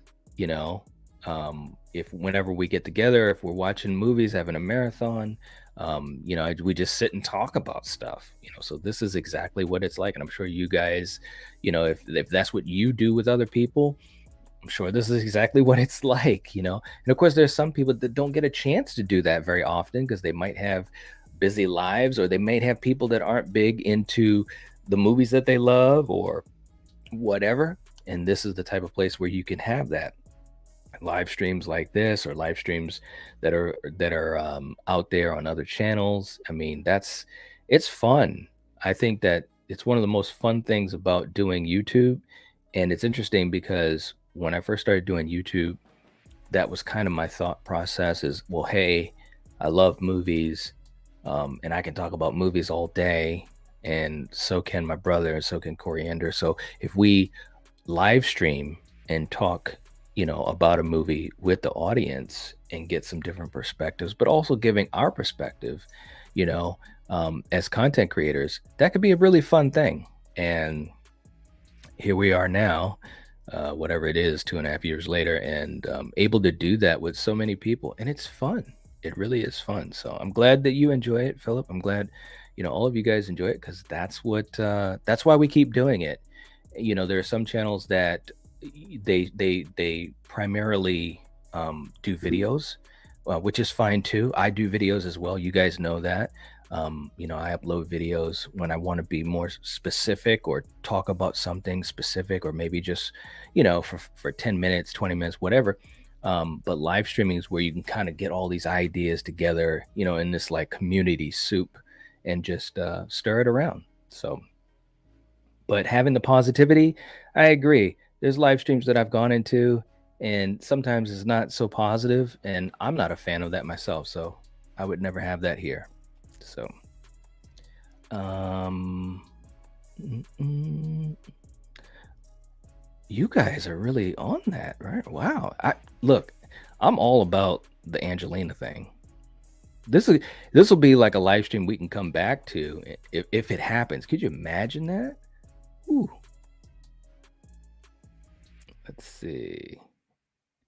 Jason coming in with a ranking saying for opening ranking 1, 2, 5, 3, 4.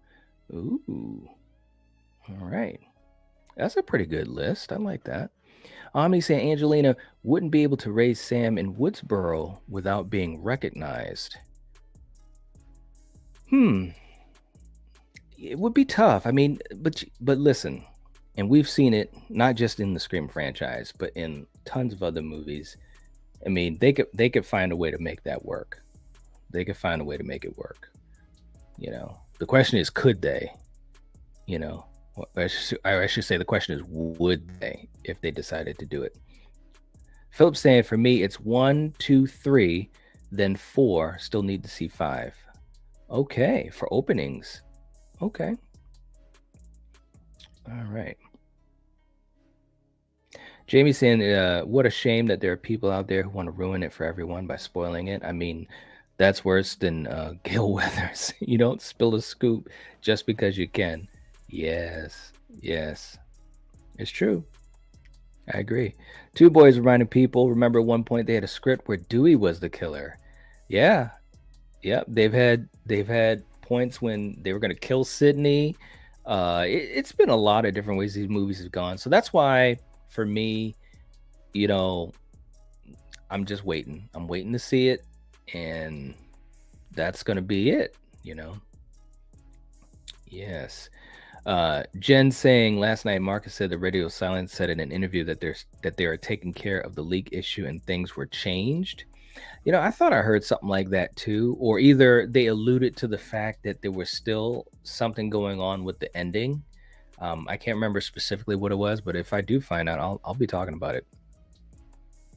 And Denisha, what's going on, Denisha? Denisha's in the chat. What's going on? Hope you're doing well. All right, guys. Well, we're going to get ready to end this thing up. I know I didn't catch up to all of you guys. And also, hello to Real Nerd just jumping in. Good to see you. Hope you're doing well. And Val making a point here. This is a good one. Saying Sydney didn't recognize Judy from high school, so there would be a chance she wouldn't recognize Christina/Angelina. It's true. I mean, listen, guys. Time does some weird things to people in the sense of you just lose track. So it's a possibility. But yeah, she didn't even recognize Judy. Mark is saying Mike from We Watched the Movie said Radio Silence said in a recent interview after the leaks that they're still working on the ending. Ooh, just like David Gordon Green and other things. Ooh, okay. All right. Well, there we are. Hopefully, well, here's the thing. And I've also heard from a lot of people and some sources that I think are pretty credible that the leaks weren't real, or one of the leaks. I know there's been a couple different ones, but there's also been inconsistency. So to me, that's where it gets really, really messy, right? But if that's true, and I'd like to think that it is, because Mike's pretty credible, but that that would be great. That would be great. Because there's a lot of people, man, that got really bummed out. Telling you. Jamie saying, when I get my Nightwatch merch, it's gonna be hashtag spokesmodel time. I love that. Absolutely. Yes. Yes, we will do that, Jamie. That's awesome. Let me know. Let me play something. That's a good one. Here we go. Baby, can you dig your man? He's a righteous man. That's great. Oh, you guys are too funny, man. Real nerd. I'm out of the hospital. I'm glad, man. I'm glad. I hope you're doing well. Seriously, hope you're doing well, man. That's good news. Seriously. Miss Carter. I can tell you right now. Look, the most that you're gonna see is on my social. But I have some good ones on my social media on Instagram. So that, Missy. You follow me on Instagram. Too funny. Oh man. Oh, and Omni saying I'm not talking about Sydney recognizing someone. I'm saying the public would. Yeah, well, that's another layer to it. It's true. It's true. Mark is saying, point is, I think they shot multiple endings, much like Wes wrote multiple scripts for 2 to avoid leaks. 1 got leaked, but it's not the ending we'll see in theaters, etc. Well, I think here's the thing to me, and Marcus, that's a great point, and I absolutely 100% agree. And this should not be anything that is new to us Scream fans, right? This is not the first time that we've had this happen, and so but at the same time, I'm not trying to belittle folks that did hear about the spoilers and kind of went through that process of feeling like now the movie is somewhat ruined for them. I want to still respect their feelings about it. And I know you do too, Marcus. But, once people can just kind of take a breath and sit back and realize that there's the huge possibility that this was one of many endings, because almost all these movies have had multiple endings, and they've shot multiple endings for these movies in this franchise. So that's why I'm feeling good about things right now, unless proven otherwise when I see Scream 6. But I'm hoping that it brings a little bit more positivity to the folks that were really bummed out. And I know a lot of them, or at least, in my circle of people and friends that I know. So good point, man. It's a really good point. And like I said earlier, there's been a lot of inconsistencies in what people have quote unquote leaked. So that right there should give people cause to pause, So good point, bro. Good point. You guys with the Angelina. I love this, man. You guys. I'm gonna do an Angelina stream. That is awesome.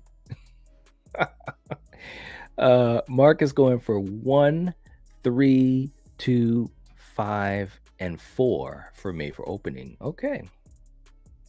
Let me throw mine out there too, because I haven't even said mine. I actually think that might be mine too. Although I might say 1, 2, 3, 5, 4 for me, I think. But it's close. 2 and 3 are close because I think 2 was really, really creepy when you think about it. It was really, really creepy to be out there in the public and you're getting killed. Which, by the way, that concept was inspired by an old school slasher movie, He Knows You're Alone, which we did talk about on Slasher Movie Club. I know I'm throwing that back to Slasher Movie Club, but we did do an episode on that. And it was a scene in the theater that is very similar to what they used in Scream 2. So check that episode out. I know some of you guys are diehard SMC fans, so check that out on our Slasher Movie Club playlist. Horror Addicts, what's up, Danny? In the chat, I predict that Roger L. Jackson will be Ghostface. Bro, That's the best prediction of the day. I love it. I love it. Oh my God, I love it.